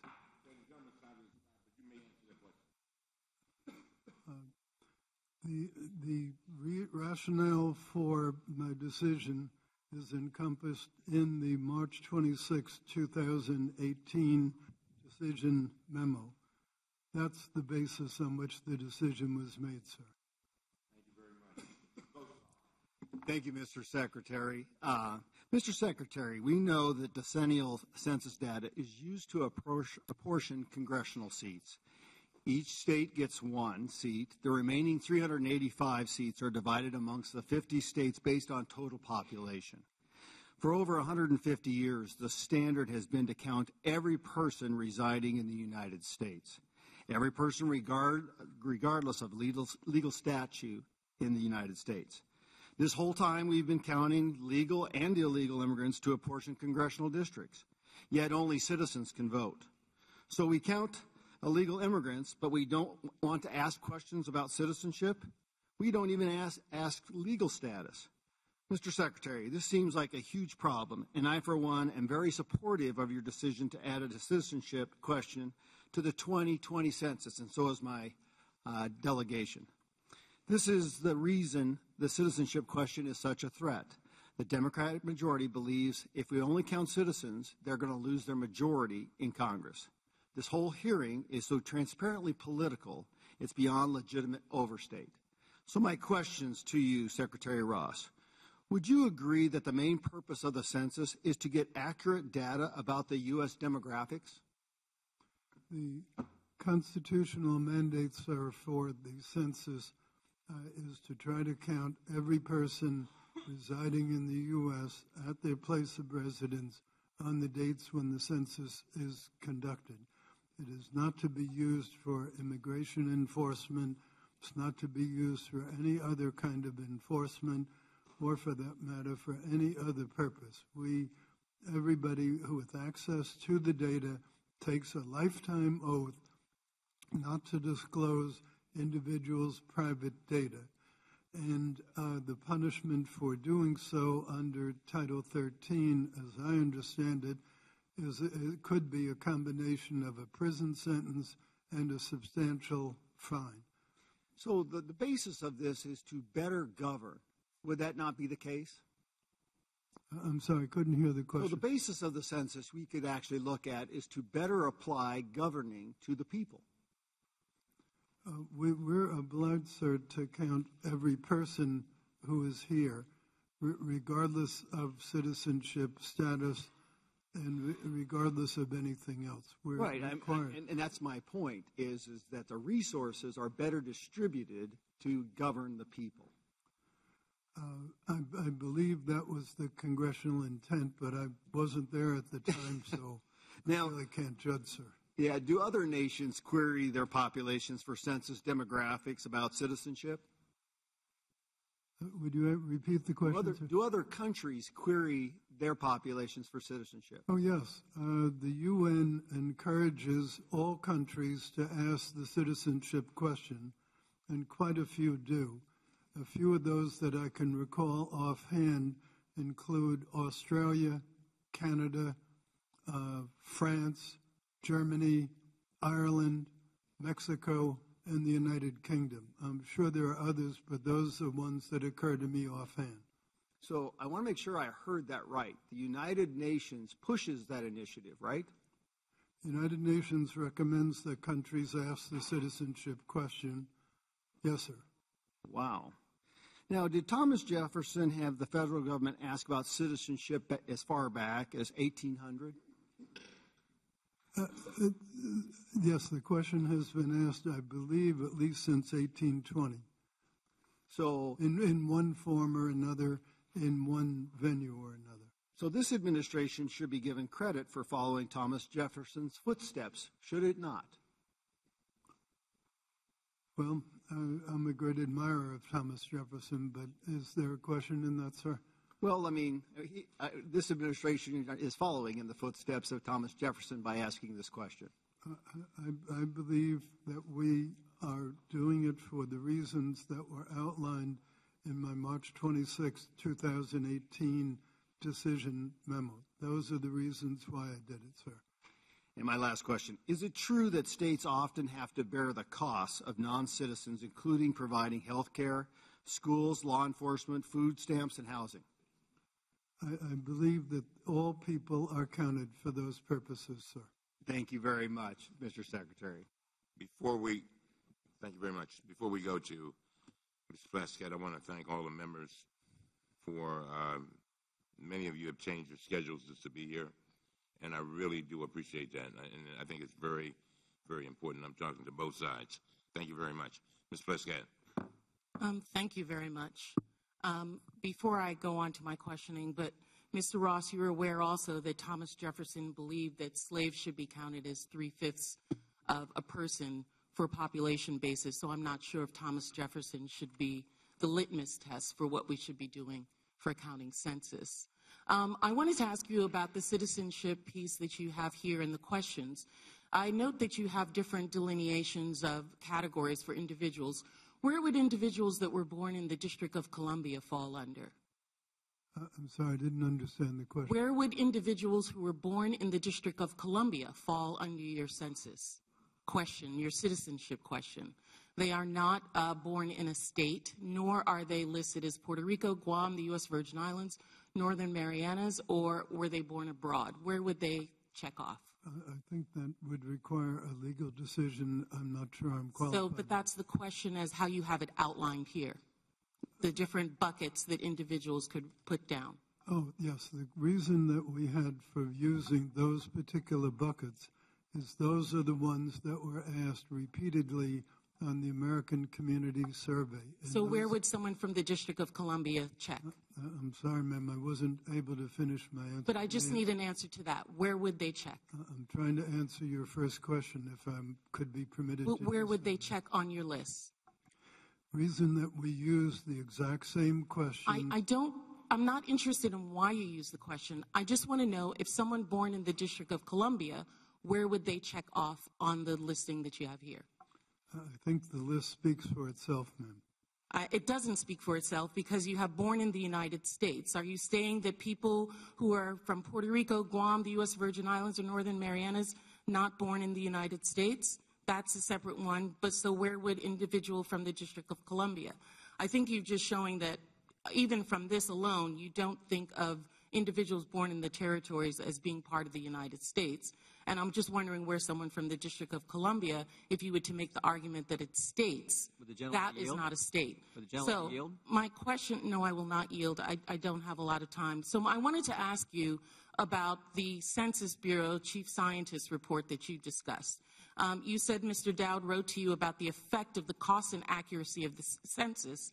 He estimated that the addition of a citizenship question would lower response rates by approximately 5.1% and would, quote, also reduce the quality of the resulting data, lower self-response rates, degrade data quality because data obtained from NRFU, non-response follow-up, have greater erroneous enumeration and whole person imputation rates. Mr. Secretary, is that what the memorandum stated? Chief Scientist Abowd also testified under oath. With your permission, Mr. Chairman, I'll put up. No, I saw that. I just wanted to know, is that correct that he stated what I just quoted to you? Can you refer me to the section of the memo that says that, ma'am? I think the memo is already listed in the record, and in that memo he states the lower response rate to be approximately 5.1%. Mr. Secretary Ross, I understand that you're a businessman, and as such, you understand the cost and accuracy and the need for cost effectiveness. Why would you be in favor of something that was more costly and diminishing the accuracy of your census by putting in the citizenship question? The reasons for including the citizenship question are the ones that are outlined in my March 26, 2018 decision memo. Those are the bases on which I concluded that it was appropriate to ask the citizenship question. Your chief scientist. I'm sorry, ma'am, may I finish my answer? No, you may not, because you're taking quite a while to answer the question, and most of my questions do not require that much of a response. So I need to get to other questions in here. But the reason I'm asking that is because you testified before this committee in October that most of the census budget is spent on encouraging the last few million households to respond.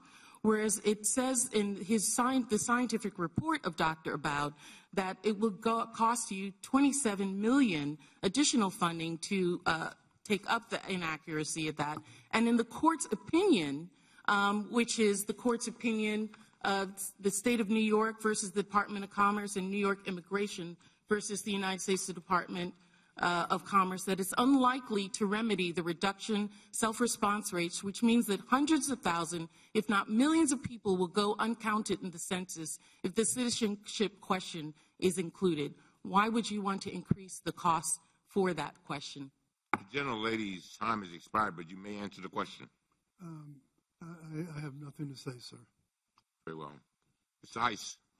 Thank you, Mr. Chairman. I would just say, last time I checked, the District of Columbia is in the United States, so I think the questions do speak for themselves. I'd like to build a little bit. And so is the U.S. Virgin Islands, sir. This is my time. I would like to build a little bit on Mr. Stubbe's line of questioning a little bit earlier, Mr. Secretary, and thank you again for being here.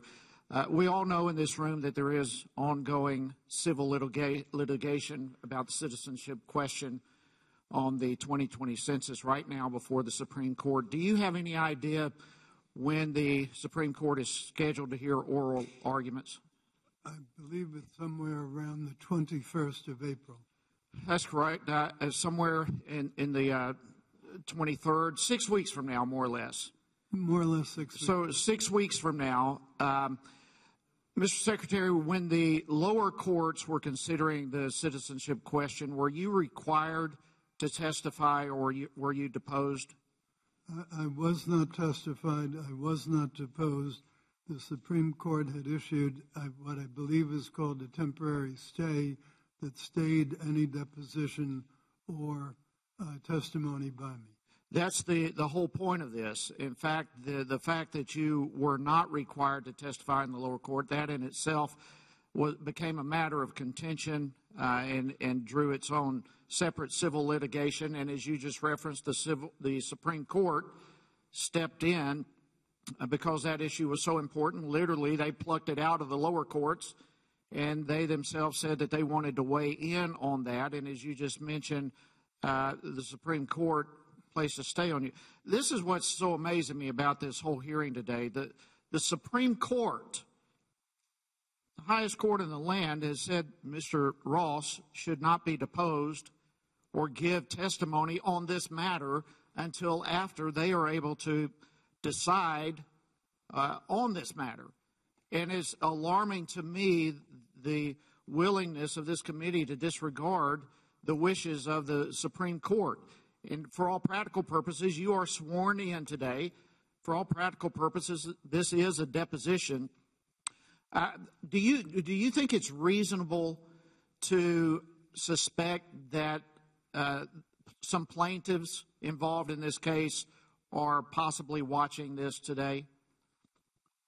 I have no idea who's watching it today, sir. We don't know who is watching, but I think it's kind of reasonable to assume that those who are involved in this case are probably watching, which would make this, in essence, part of the discovery process. And so here we are virtually in a deposition going against the wishes of the U.S. Supreme Court.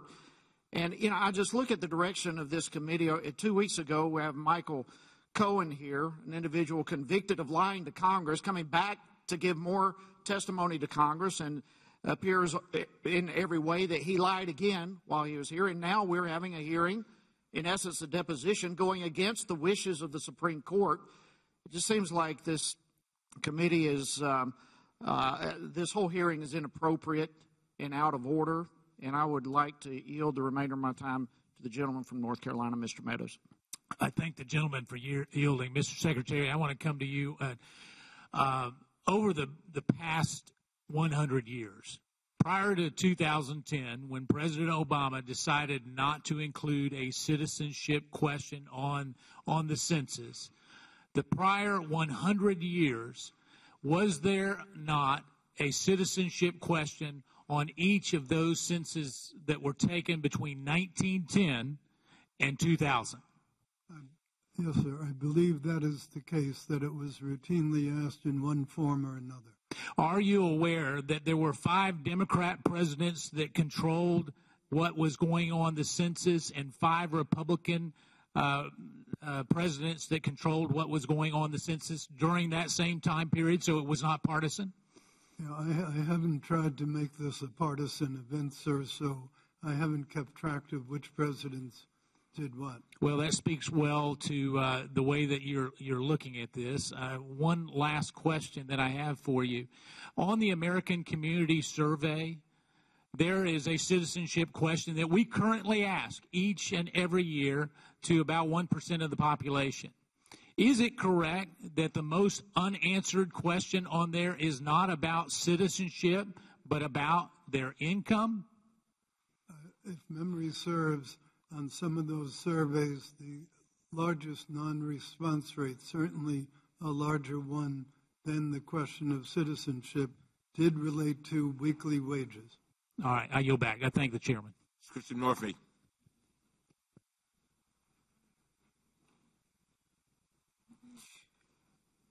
Good afternoon, Secretary Ross. Over here. Over here. Oh, I'm sorry. I'm sorry, I'm not familiar with the seating, so thank you for pointing it out. That's okay. In your written testimony today, Secretary Ross, you said, quote, on December 12, 2017, DOJ made a formal written request for a reinstatement of a citizenship question on the decennial census so that the Census Bureau could provide census block-level citizenship data to assist DOJ in the enforcement of the Voting Rights Act, correct? That is my understanding of the request. That was made by the Department of Justice in a formal letter to us on December 12th, 2017, sir. And so you included the citizenship question to enforce the Voting Rights Act, correct? That is what my recollection says, that the letter from the Department of Justice said was the reason. Yes, sir. Now, as you've pointed out, block-level data, citizenship block-level data are not currently available because the citizenship question is not included in the decennial census, right? Is that a question, sir? Correct. The Census Bureau reported that the block-level data, as I described in the decision-making memo, the block-level data is not available from the ACS, which is sent out annually, and I believe that's an uncontested fact, sir. Correct. And as you know, the citizenship question has not been part of the decennial census given to every household since 1950, right? There were times when it was distributed to households in the form of a different form from the other census, and then it was but not the short form, not the short form survey given to every household, right? Sir, I would like to finish my answer to your first question, if you would indulge me. Go ahead. There were different forms that were used at different times, and the form that asked that question, I believe, was only sent to a fraction, a portion of the population. And the same is true of the citizenship question that was asked routinely on the ACS survey. Correct. That, too, is only sent to a small fraction of the total population, as opposed to the census itself, which goes to the I understand. My time is limited, sir. I understand your answer. And you have basically said that it's only been elicited from a fraction of households, not every household in the United States, and that has been true since 1950. As you know, for the entirety of the existence of the Voting Rights Act of 1965, the DOJ has litigated Voting Rights Acts numerous times, voting rights cases numerous times, without citizenship data from every household in the United States, right? The Department of Justice used the information that was then available to them, as I understand the situation that had prevailed prior to the present time. Correct. John Gore, the acting Assistant Attorney General for Civil Rights at the DOJ, authored the letter, the December 2017 request to you, and he was recently deposed, and in his deposition he was asked, Mr. Gore, the data collected through the census questionnaire is not necessary for Department of Justice's Voting Rights Act efforts, enforcement efforts. Mr. Gore responded, I do agree with that, yes.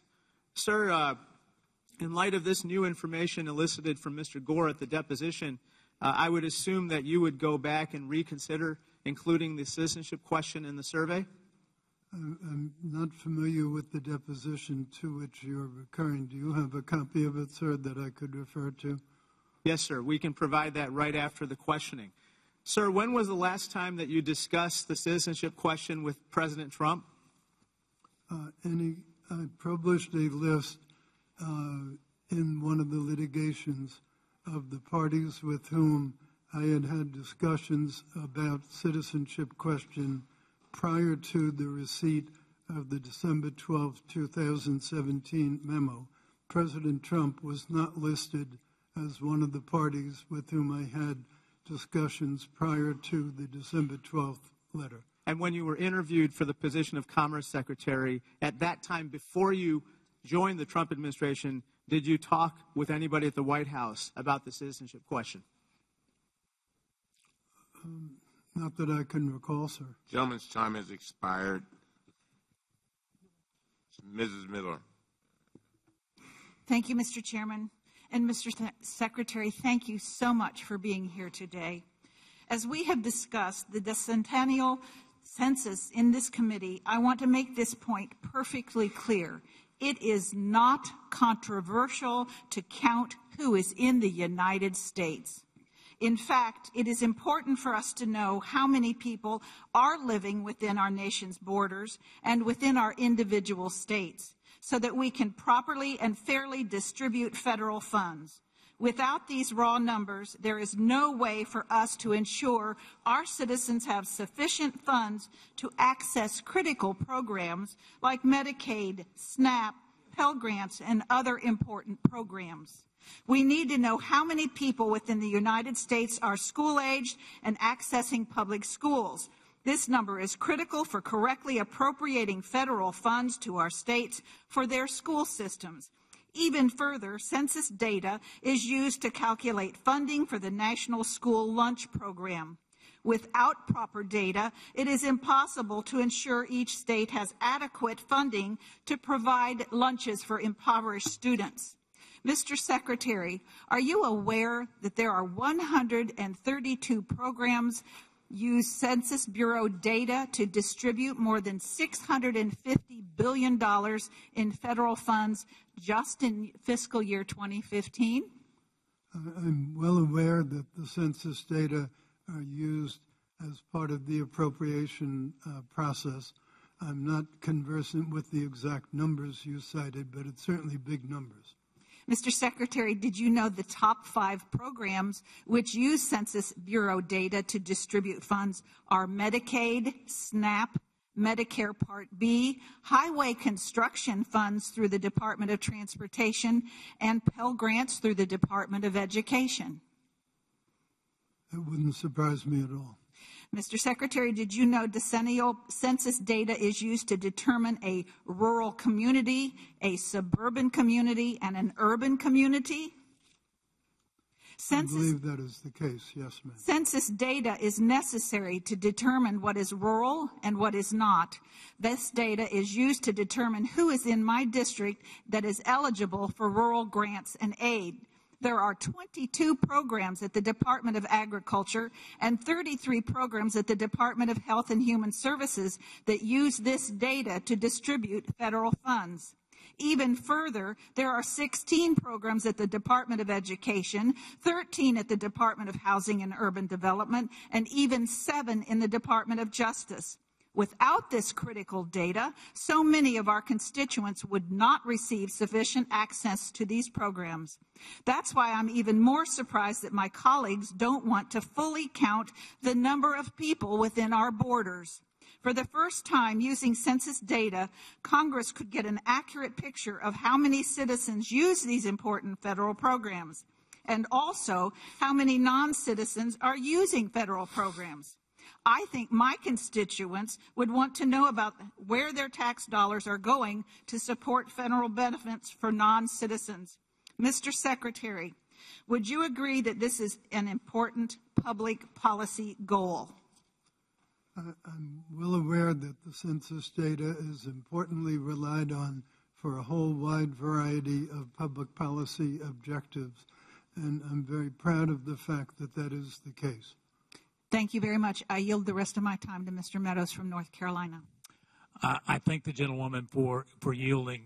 Mr. Secretary, let me come back because a lot's been made of documents that have been requested, haven't been requested. I know that you have sworn that you've given over 8,700 documents to this committee. And is it my understanding that you're going to get with counsel and do the very best you can to give documents to this committee that are responsive as long as they don't interfere with the pending litigation that is before the Supreme Court? Is that correct? I'm perfectly willing to put forward anything that counsel do not object to. I have to be guided by counsel in that regard. So, Mr. Secretary, let me go a little bit further then, and I appreciate your response. One of the areas that has come up is that the previous administration under President Barack Obama really was the first time that we didn't ask a citizenship type question.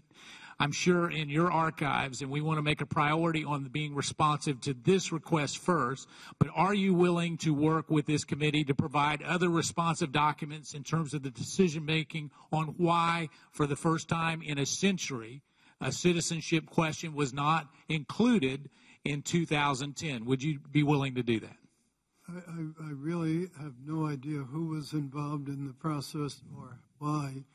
I will confer with staff and see whether there's something we could reasonably do that would be responsive. I yield back. Thank you, Mr. Chairman. Mr. Secretary, do me a favor. I'm going to be frank with you. I can barely hear what you're saying. And so can you keep when you talk, can you get a little closer to the mic? A number of members have been complaining that they can't hear you. Oh, I'm sorry, sir. I will try my best. I have a bit of a cold. I think I might have caught the cold you had last week. Oh, buddy. I'm blamed for a lot of things, but okay. I'll take that one. All right now. You got me that time, Mr. Secretary. We'll now hear from Mr. Ruda. Thank you, Mr. Chairman. Good afternoon, Mr. Secretary.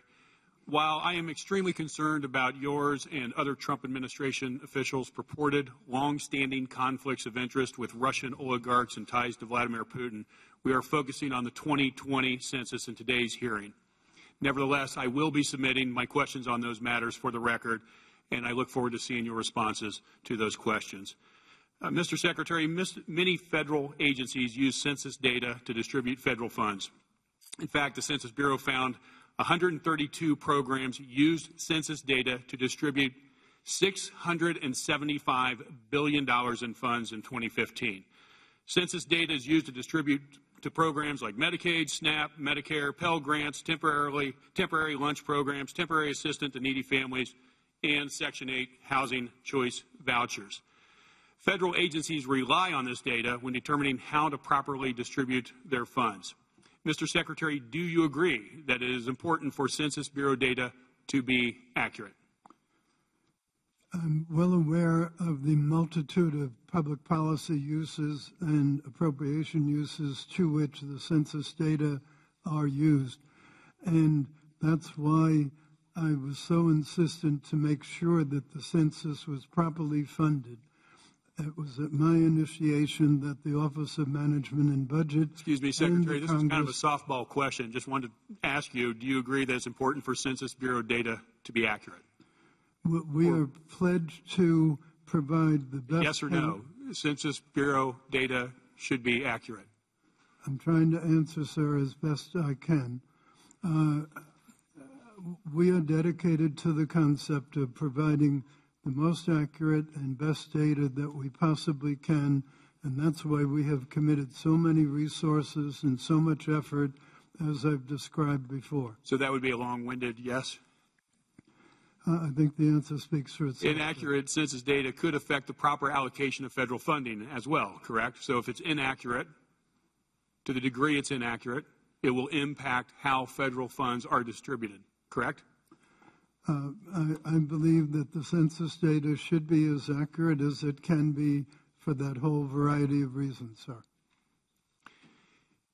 If the census data is inaccurate, to whatever degree it may be, that would hurt people's access to critical programs, since those programs I cited are funded in part based on the census data. That's a kind of hypothetical question. I have very great difficulty answering it, sir. I'm sorry, could you repeat your answer? I said that's a hypothetical question that I have great difficulty answering, sir.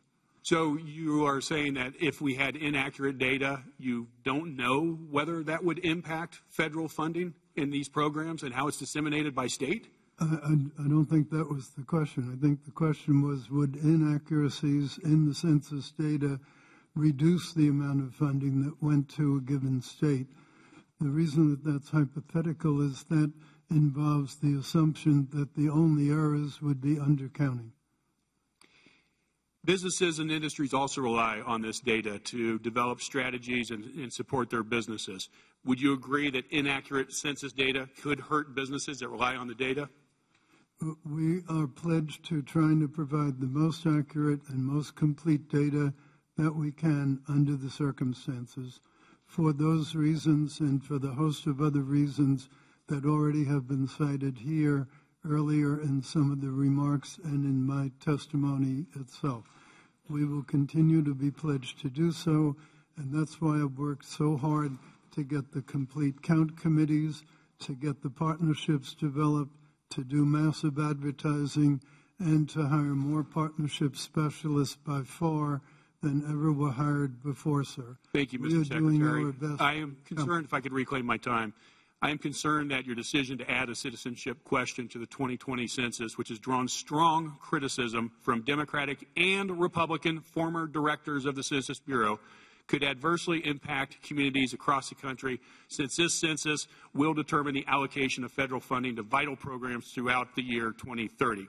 I've heard from numerous communities across Southern California that they are worried about the undercount of the census taking place.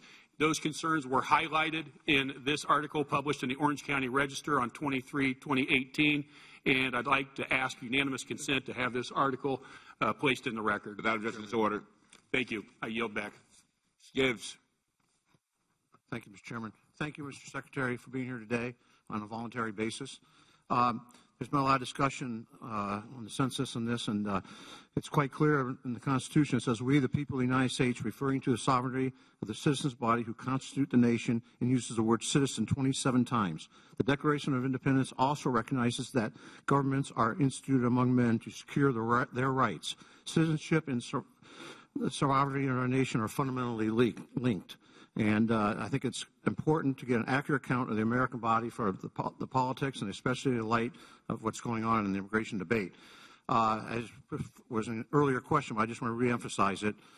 The United Nations emphasizes that countries should ask the citizenship question, and you name the countries: Canada, Indonesia, Germany, Australia, and others.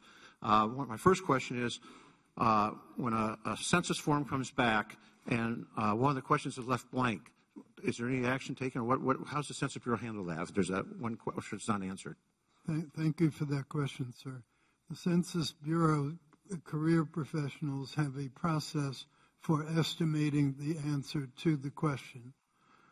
We this time will be using more extensive administrative records than have ever been used before, and we hope that that will be a very useful guide both to getting to all the people, as many as we can, and to providing correct answers.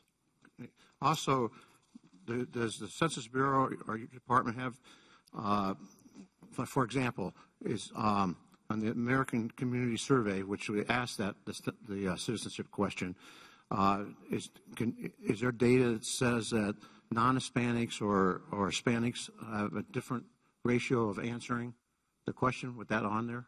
Yes, that is one of the statistical results of that American Community Survey. I believe we referred to that in my decision memo of March 26, 2018, and that provides quite a bit of detail on the differences in response rates. I understand that, but did you see an ethnic group like the Hispanics more likely not to answer the question than non-Hispanics, for example? Because that question's on there? If memory serves,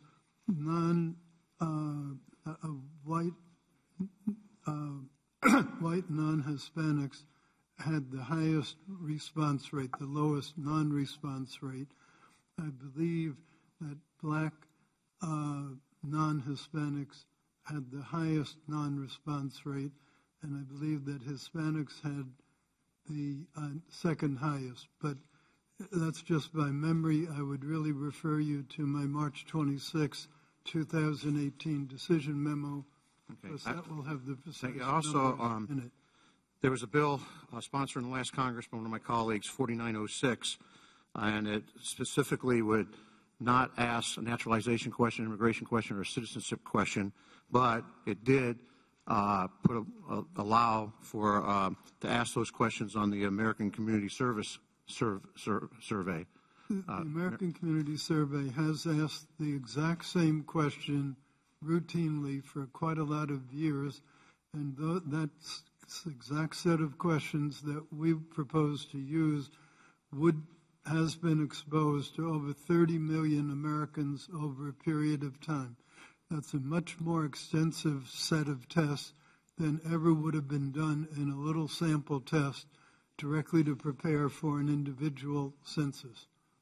Yeah, I guess my point is for my colleagues on the other side of the aisle, they're so advocating for not having the citizenship question on the regular census, but they don't have a problem having it on the community survey, American Community Survey. So I don't quite understand the thought process on that one. But I do believe that it's important that we do this. We ask a lot of questions on the census, as race, nationality, income, and a lot of personal detailed questions. Obviously, can't be only used for statistical purposes in the aggregate, and it makes perfectly sense. We ought to know how many citizens are in this country, and as opposed, because you can still be in this country and not be a citizen, you can be a legal resident. We're not asking if you're illegal, so we.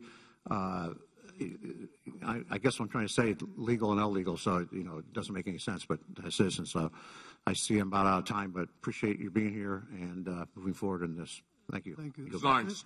The census does not ask about legal status. The census only asks the exact same question. Mr. Secretary, I want you to be a little louder. I swear to God, I can't hear you. Oh, I'm sorry, sir. I'm doing the best I can. I better hear you than I do. I'll repeat it. Go ahead and finish. I'll repeat the answer. Thank you. We do not ask about legal status in the ACS, nor do we ask about it, or do we propose to ask about it in the census question itself. We are asking the exact same question that the ACS asked to over 30 million Americans over a long period of years. So it's a very well-tested question, and we are not deviating one word from it. Thank you, Mr. Secretary. Thank you, Mr. Chairman. Mr. Secretary Ross, you are an accomplished man, Yale and Harvard educated. And my question is about the funding of the census, because I'm based on your personal wealth, you know how to do a budget. So the census funding per household has increased every decade. In the late 2017, the Census Bureau estimated that the cost of the 2020 census would be more than $100 per household. In its 2019 high-risk report, the GAO found that the Census Bureau ability to conduct a cost-effective census, quote, is at risk. Last year, the GAO found before the agency's cost estimates were, quote, not reliable. I am concerned, Mr. Ross, and I would hope that you will be able to answer this question based on your personal knowledge, education, and ability to do budgets, that the President has and the Commerce Department has underestimated how much the 2020 census will cost. You know, there's a saying, if you want to know what someone believes in and what they really care about, follow the money. The budget that has been presented does not reflect a budget that will give an accurate reading, as you have said you're committed to, counting of the people. Is it or isn't it true that one reason costs are increasing is because the nation's population is increasingly hard to count? A whole lot of questions in that, Representative. I will try to answer them as best I can.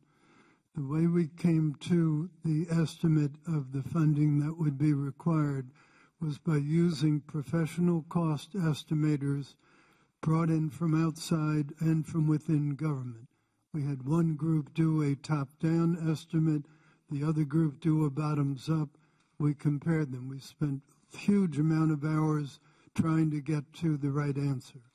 Well, do you believe that the proposed budget for 2020 I'm sorry, would I'm trying to answer your provide the $7.2 billion for the Census Bureau? Do you believe that the proposed budget is significant? Do you feel that, as the Secretary, sir, that $7.2 billion for the Bureau, and based now that we're behind schedule, that that number is sufficient to achieve what you said your goal and your commitment to this country in counting every person in America? Well, first of all, you had referred in the earlier question that I was trying to answer to the findings of the GAO. I'm happy to report that just last week the GAO put out a new report that gave us credit for having improved the situation on all 5 of the categories with which they took exception in their earlier report, the one to which you referred back in 2017. As you know, back in the early part of 2017, it was essentially the process that had been used by the former group, not by me. As of now, GAO has said we've made Mr. Ross, I'm not improvement being in all rude, 5 but your categories. questions, I only get 5 minutes. The $7.2 billion is less than what the prior administration requested and what Congress approved in 2010. The last time the Census Bureau needed to ramp up for a decennial census. And this is where the numbers don't add up. In fact, in late 2017, the Commerce Department estimated that the census cost for fiscal year 2020 will be about 7.4.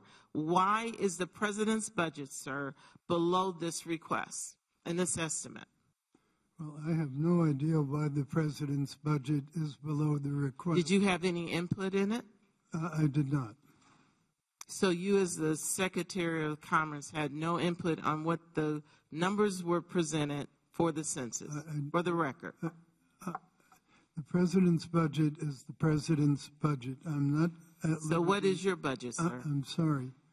I believe that the total budget that we requested and that had been approved by the Congress is adequate to deal with the needs of the census. The President's budget request I haven't really had a chance to review because I've been trying to get ready for this very hearing. But I will be testifying before both appropriations committees in about a week. I would also point out to you that what we did was we forward funded, with the permission of the appropriations committees, we pulled money into the recent past that would not have been spent until the future. I requested that because the farther along we get, the quicker, the less risk there is of a big overrun. So I think in aggregate, from start to finish, the life cycle cost will be adequate to deal with the needs of the census this time. Mr. Ross, if we don't fund, we will not be able to count. I'm on appropriations, and I will be listening and watching. Mr. Massey. Mr. Secretary, I thank you for coming here today voluntarily and answering our questions on the census. I'm convinced that just about everything's been asked, but not everybody's asked it yet. And I'm also convinced that you're going to do a great job on this census. We'll have probably the best understanding of the population in this United States I think we've ever had. But the census is not the only constitutional function that we as Congress has entrusted to your department. You're entrusted also with administering patents. And I've been here 6 years. We've never had a Commerce Secretary come here. And we've never had any oversight in the patent aspect of your job. So if you'll indulge me, I would like to ask a few questions about patents. Surely, sir.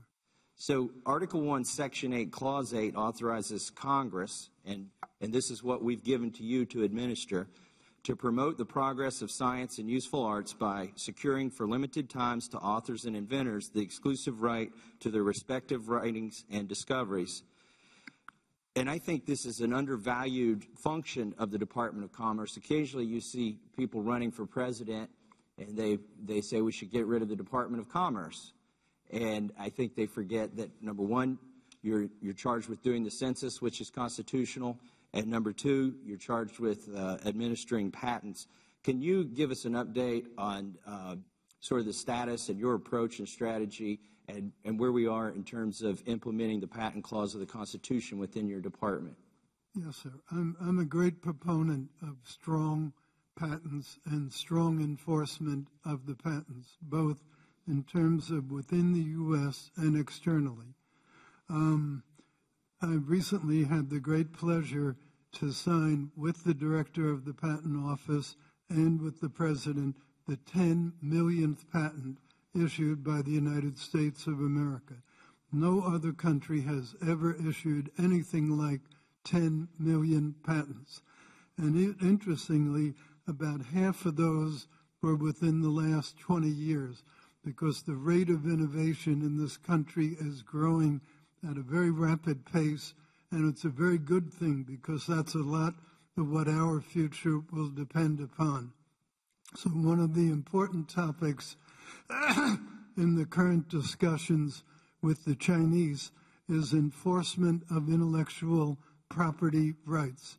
And when I came into office, I came to the conclusion that we needed a director of the Patent Office who was as committed as I am to strong enforcement of patent rights. And I believe that with Andre Ikanu, we have achieved that, and we will do very, very well in patent enforcement going forward. I'm very proud of the work that the Patent Office has done, and I'm also very pleased that I had the opportunity to speak at the recent event where we renamed the Patent Auditorium for Clara Barton. She was the first woman to be working in an important capacity in the Census Department way back in 1841, and she later became much better known for being a wonderful nurse during the Civil War. But we were commemorating her overall, and especially we were commemorating her work in the Patent Office. And so I am a very keen supporter of the Patent Office, and I'm happy informally or however to discuss with you whatever you would like regarding patents. I'm glad to hear that the director that you've chosen supports strong patents, because patents have been the economic engine for this country since its formation, and the founders recognize that, and that's why they put them in the Constitution. And I believe actually that that's a more important function of your department, and I hope we don't lose focus on that aspect of what the Department of Commerce does. I do, in the remaining 30 seconds, want to ask if you could remind us how the Patent Office is funded, what the primary source of funding for the Patent Office is. The Patent Office is actually the Patent and Trademark Office, and it is funded by the fees paid by users. The funding requires appropriation by the Congress, but as I understand it, there's no federal funding of the operations of either the trademark part or the patent part of the office. It is totally funded by civilians paying user fees. What is not to like about the Patent Office? How much time has expired? Mr. Chairman, we've been at this for over an hour. Would you indulge me in a brief break? Okay, what do you consider brief? I just want to, the last one was, I just want to know, how much time do you need? That's all I'm sorry, couldn't hear you, sir. I said I just need to know how much time do you need? Oh, 10 minutes will be Okay, plenty, we'll give you 15. Oh, all right? Thank you, sir, for being generous. Okay, thank you very much, sir. Thank you, Mr. Chairman. Recess.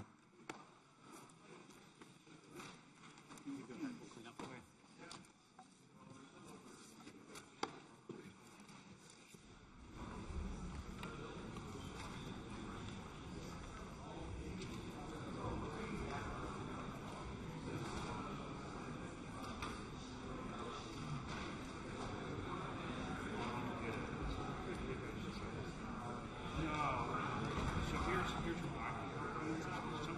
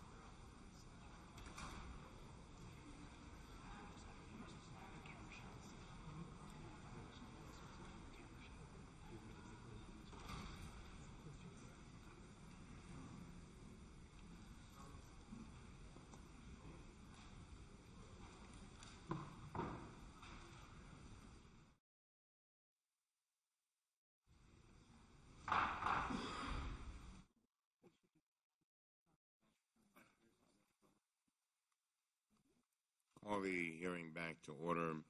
Mr. Connolly. Mr. Connolly? Yes, sir. I'm sorry, I'm calling you on you. Thank you, Mr. Chairman.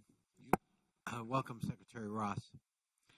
Secretary Ross, on March 15th of 2018, you and I had a conference call with one of your aides to talk about the citizenship question. Might you recall that conversation at all? I'm sorry, sir, I cannot hear you. I don't specifically recall. Okay, well, you and I had scheduled a call, and we had it, in which I conveyed my deep concern about the citizenship question and the consequences that could flow from it in terms of compliance with the census, extra enumerated costs, accuracy. Had you already made up your mind by that date, by March 15th, 2018, that you were going to have the citizenship question anyhow? On what date, sir? This was March 15th. You announced 11 days later that you were going to have the question. And I'm trying to understand whether you made a legitimate effort at getting feedback and trying to evaluate it, or were you going through the motions of checking the box to be able to say, well, I talked to members of Congress, I heard them out? No, sir. The process was as outlined in my March 26, 2018 memo. It was as complete and thorough process as I knew how to make it. So when you and I talked on March 15th, you had not yet finalized a decision. You were still factoring in outside opinions like mine. I did not finalize the decision until right around the 26th of March. Yes, sir. Well, that's good to know. Mr. Secretary, Section 141F1 of the Census Act requires you to submit a report to Congress at least 3 years before the census that contains, and I quote, subjects proposed to be included and the types of information to be compiled in the census. Did you submit a report under that section in March of 2017? In March of 2017, sir, if I recall correctly, the report was due at the very end of the month. And as of the end of the month, we had not, by a long shot, decided anything about the census. But did you submit a report? And yes, we did. I did submit a report of the topics. That report was not required to state the individual questions. That report, as I understand it, was to report on the topics that were then under consideration for the 2020 decennial census. So you're anticipating my question, and I'll accept that answer, that from your point of view, that reporting requirement did not require you, from your point of view, to give a heads up about the fact that you were thinking about adding the citizenship question. That's your answer. My answer, sir, is I believe that report requirement was to list the topics that were to appear on the 2020 census. As of that date, there was no decision to put anything like citizenship on. All right. That's a report required by law, but there's another report required by law. Section 141F3 of the Census Act allows the Secretary to modify the subjects of questions after the initial deadline for notifying Congress if the Secretary identifies, quote, new circumstances that require the modification. Did you ever submit that statutory report to Congress under 141F3? Well, I can't cite the individual chapters, sir, because I'm not a lawyer, but I have been advised by counsel that my reports fully complied with the statutory requirements. Well, you might want to check with those lawyers because we have no record of your department or you submitting a report as required by law. That report says if there are new circumstances, and that's the only condition in which you make modifications, you got to tell us about those new circumstances. When you added the citizenship question, that should have triggered Section 141F3. And yet, I think to this day we still don't have a report from you or the Commerce Department justifying a rather extreme modification in terms of its implications. I don't think, sir, that it's an extreme modification. This was restoring a question that had been asked many times. Restoring a question, sir, that had not been in the census since 1950. The question, sir, had been asked in one form or another quite regularly, and we used the same language in the proposed to use the same language in 2020. And I'll end with this, but apparently nobody advised you, because you're downplaying this simple modification been asked before. So nobody told you, well, gee, Mr. Secretary, this could have real implications in terms of the cost and the accuracy of the census, and you might want to think about that. So, Ms. Vice, tell me, did you want to answer that? I didn't really hear the question, but let's move on. I'm not surprised he doesn't want to answer, Mr. Chairman. Mr. Groffman. Mr. Gomer. Thank you, Mr. Chairman. Mr. Secretary, over here. Mr. Secretary, I want to emphasize once again the citizenship question is not new. In fact, a citizenship question appeared on the census from 1820 to 1950. The citizenship question has been on the long-form census, or American Community Survey, ACS, since 1970. It is ironic my Democrat colleagues don't object to the citizenship question being asked on the ACS. A couple of other members on the other side have mentioned the ACS, and I just want to focus on this for a moment. In fact, last Congress, my colleague, Ms. Holmes Norton, introduced a bill to prohibit the citizenship question. But in the same bill, she actually exempted the American Community Survey so the citizenship question could still be asked on the ACS. You all can look it up. It's H.R. 4906, the Ensuring Full Participation in the Census Act from last Congress. So if I'm understanding the position of my colleagues, it's okay to ask about the citizenship question on the ACS, but it's not okay to ask about citizenship on the decennial census. I think that's really interesting that my colleague, Mr. Clay, would mention and suggest that the citizenship question deterred participation in the census but not in the ACS. Are there no concerns from my colleagues about suppressing participation in the ACS? So, Mr. Secretary, I have a question. Do Hispanics respond to the citizenship question on the ACS at the same rate as non-Hispanics? I believe, sir, that I had already answered that question. I referred to my March 26, 2018 decision-making memo, and that lists the relative participation rates. I believe that non-Hispanic blacks have the highest non-response rate, Hispanics have the next highest, and white non-Hispanics have the least deterioration in response rate. So, Mr. Secretary, do you believe participation in the ACS has been reduced because the ACS asked about citizenship? I think those statistics speak for themselves, but the ACS is really not too comparable in many ways to the decennial census in that it is a survey of something like 2.64% of the population, whereas the decennial is to 100%. Second, the ACS is strictly by mail.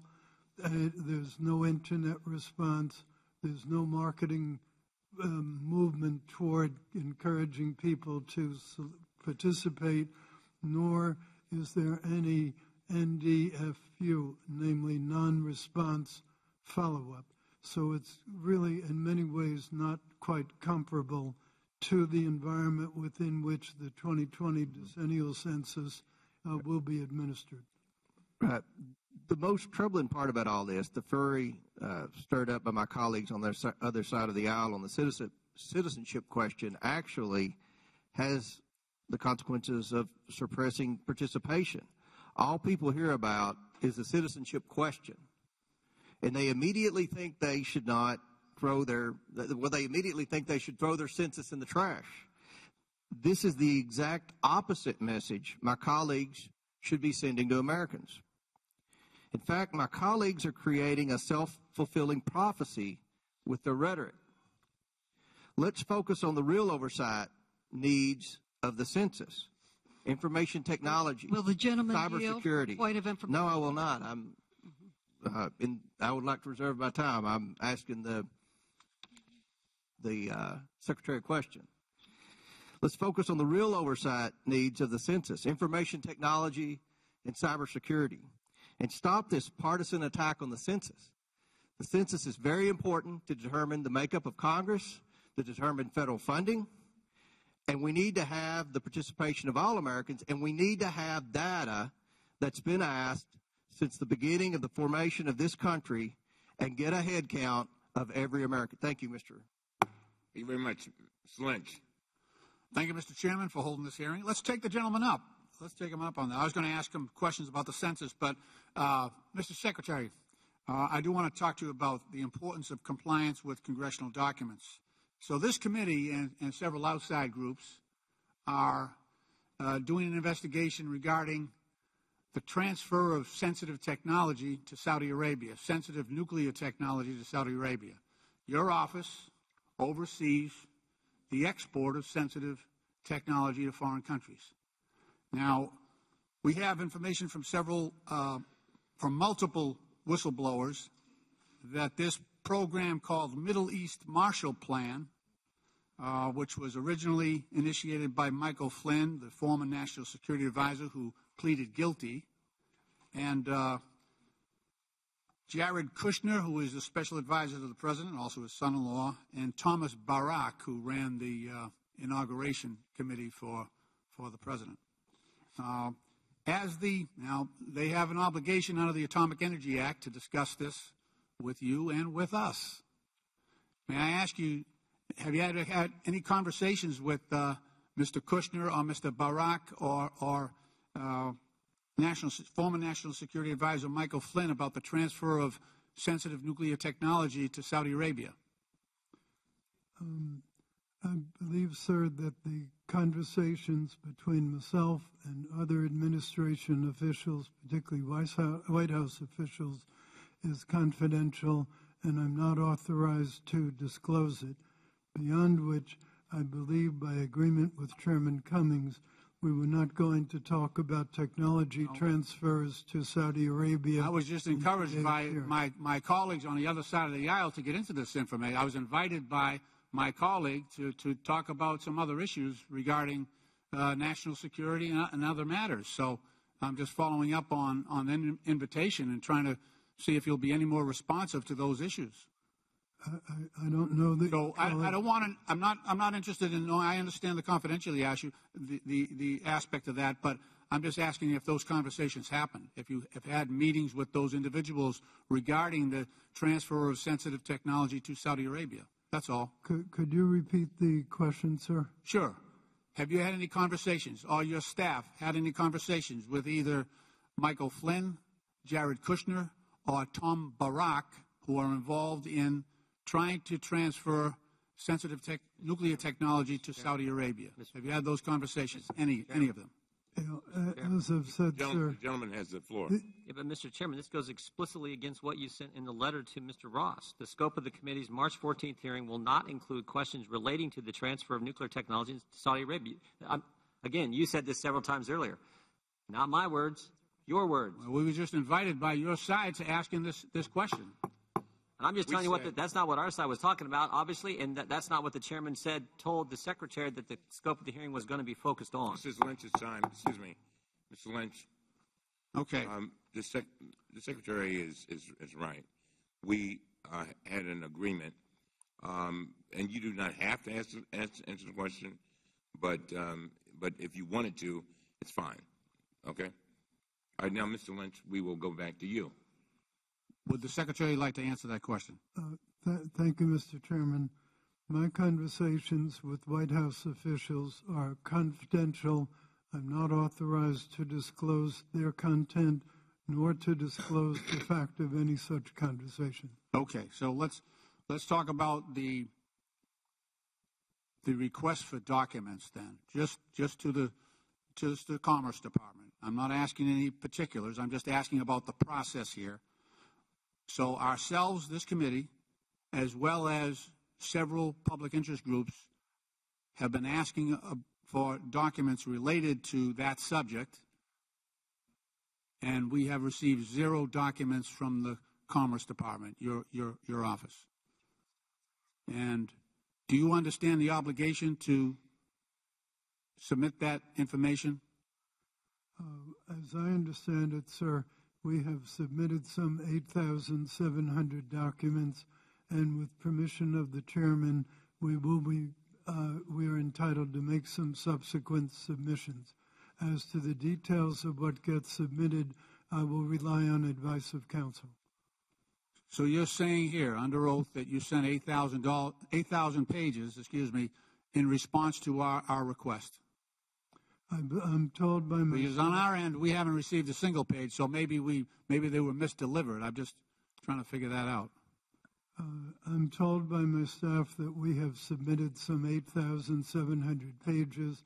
I'm also told by my staff that they are continuing to study the further document requests and that we are permitted to submit additional documents post this hearing.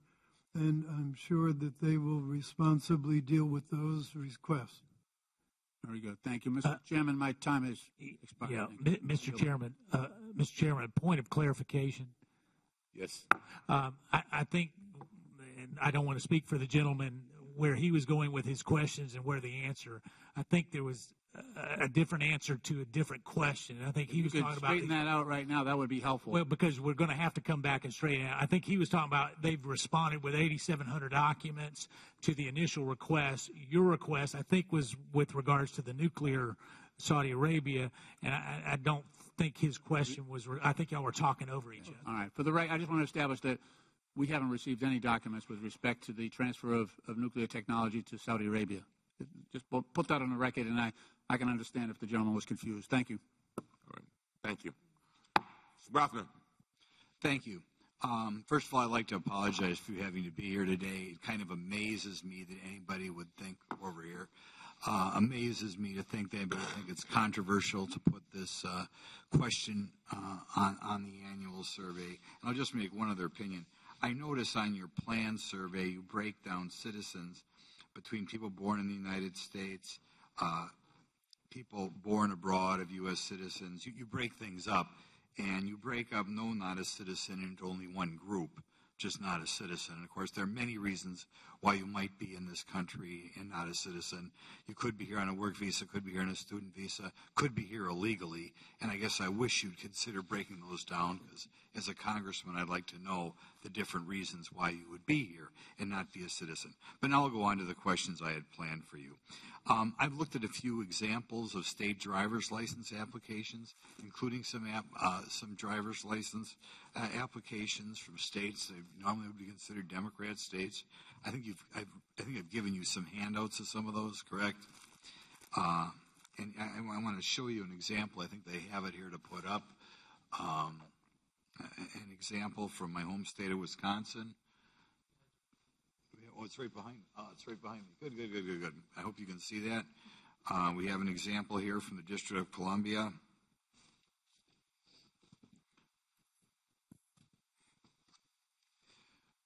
Okay. We have another form, an I-9 form, which employees must complete as a condition of employment. Here we have there, United States condition of employment. You can see, would you agree that in today's society, asking someone if they're a citizen on a form is commonplace? I'm sorry, I didn't hear the question, sir. Would you agree, looking at these forms, that it is commonplace in our society to ask people whether they are a citizen of our government? it seems so absurd. They're so far away, and my eyes are not so good enough, so I can't read all the questions. But it sounds like that's the case. We're not making it up. All those forums have questions on there. Yes, sir. I would like to clarify for the record, in my response to Congressman Lynch, I was referring to the documents produced regarding census. I'm sorry if I might have misunderstood your question, sir. Okay. I'll ask you, I'm not a big fan of the United Nations, but the United Nations itself has recommended, finding out about citizenship of its occupants. Is that true? Are you aware of that?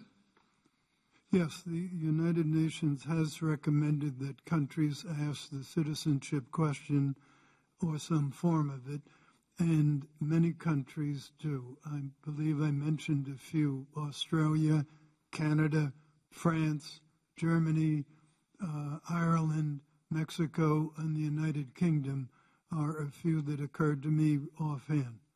Right. So I would assume that even citizens who come up here from Mexico, they maybe would be expecting to see a question like that on the form, right? Or from Canada.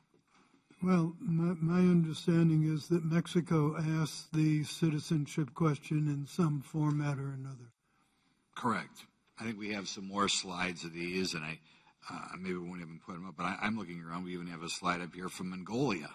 Even Mongolia would ask a question like that. It would really have to be, I think, some really a country which has a very tenuous relationship with its citizens that you wouldn't ask a question like this. Correct?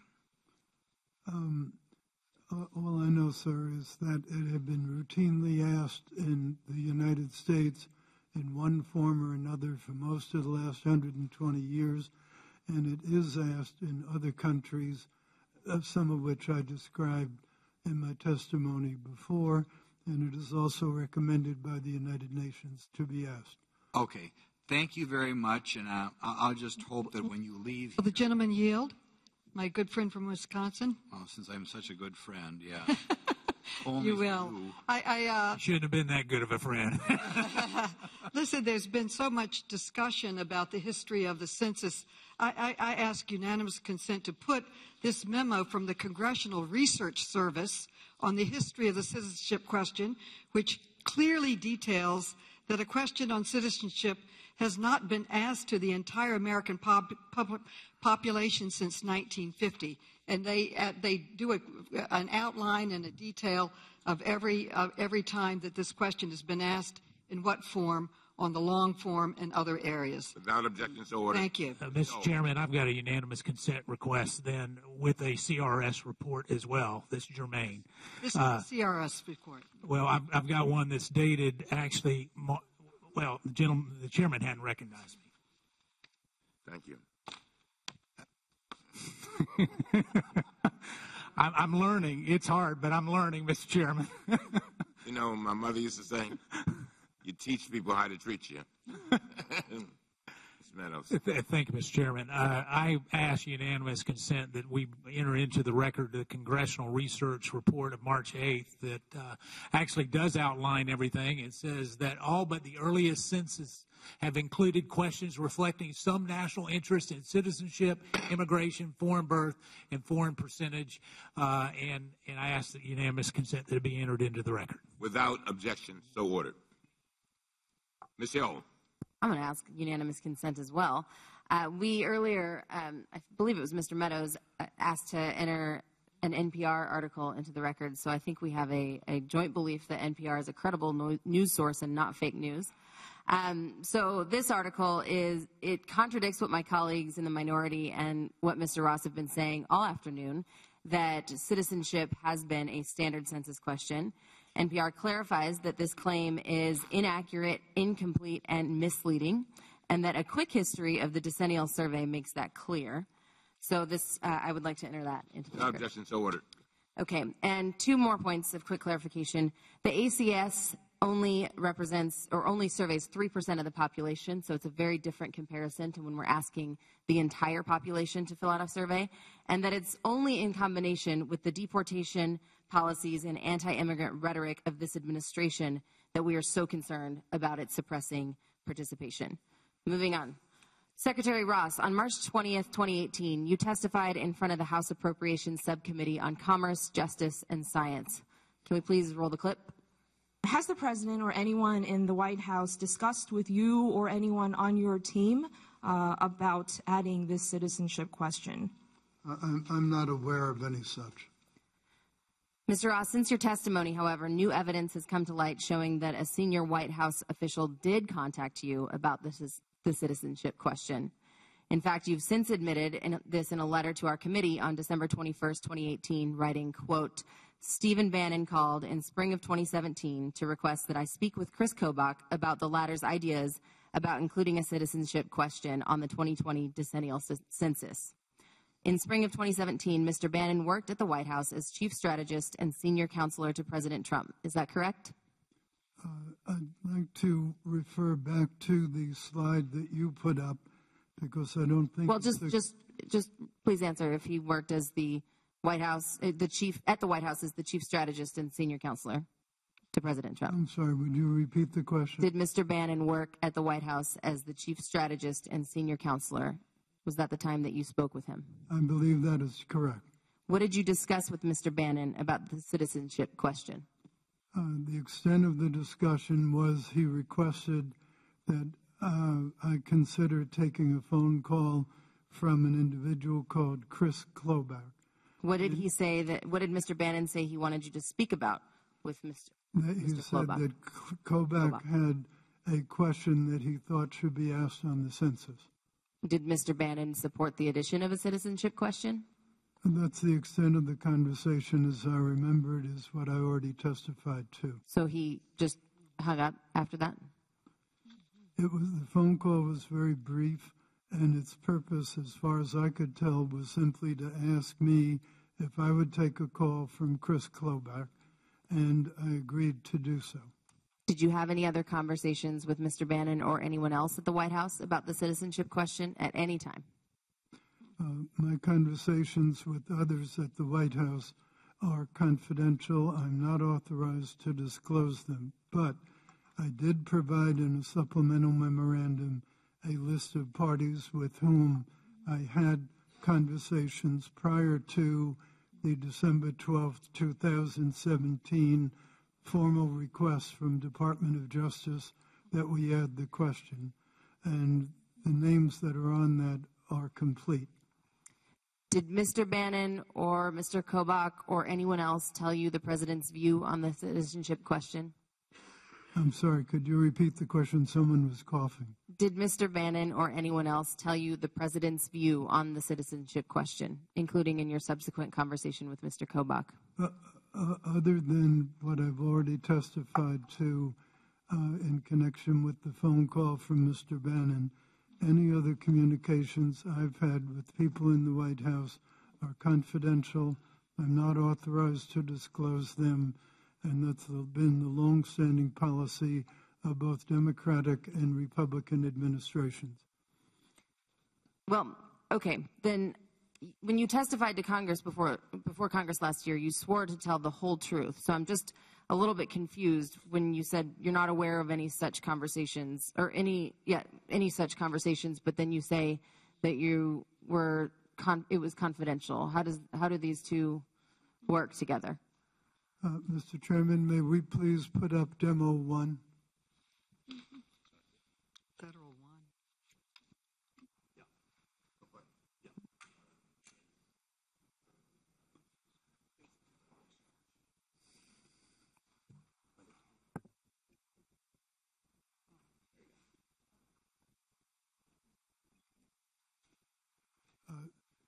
These are excerpts from the videotape of that testimony that I gave. You can see in the upper left is the point in time when the Representative Mang put out the question, the document that had apparently been issued the day before without my knowledge or consent or anything else by the Republican National Committee. You'll notice the two red stripes on it. The one on the lower left is approximately a few seconds later. I can't see that far away, but it looks like it's only a couple of seconds after she put it up. I'm reading it as I'm answering the question.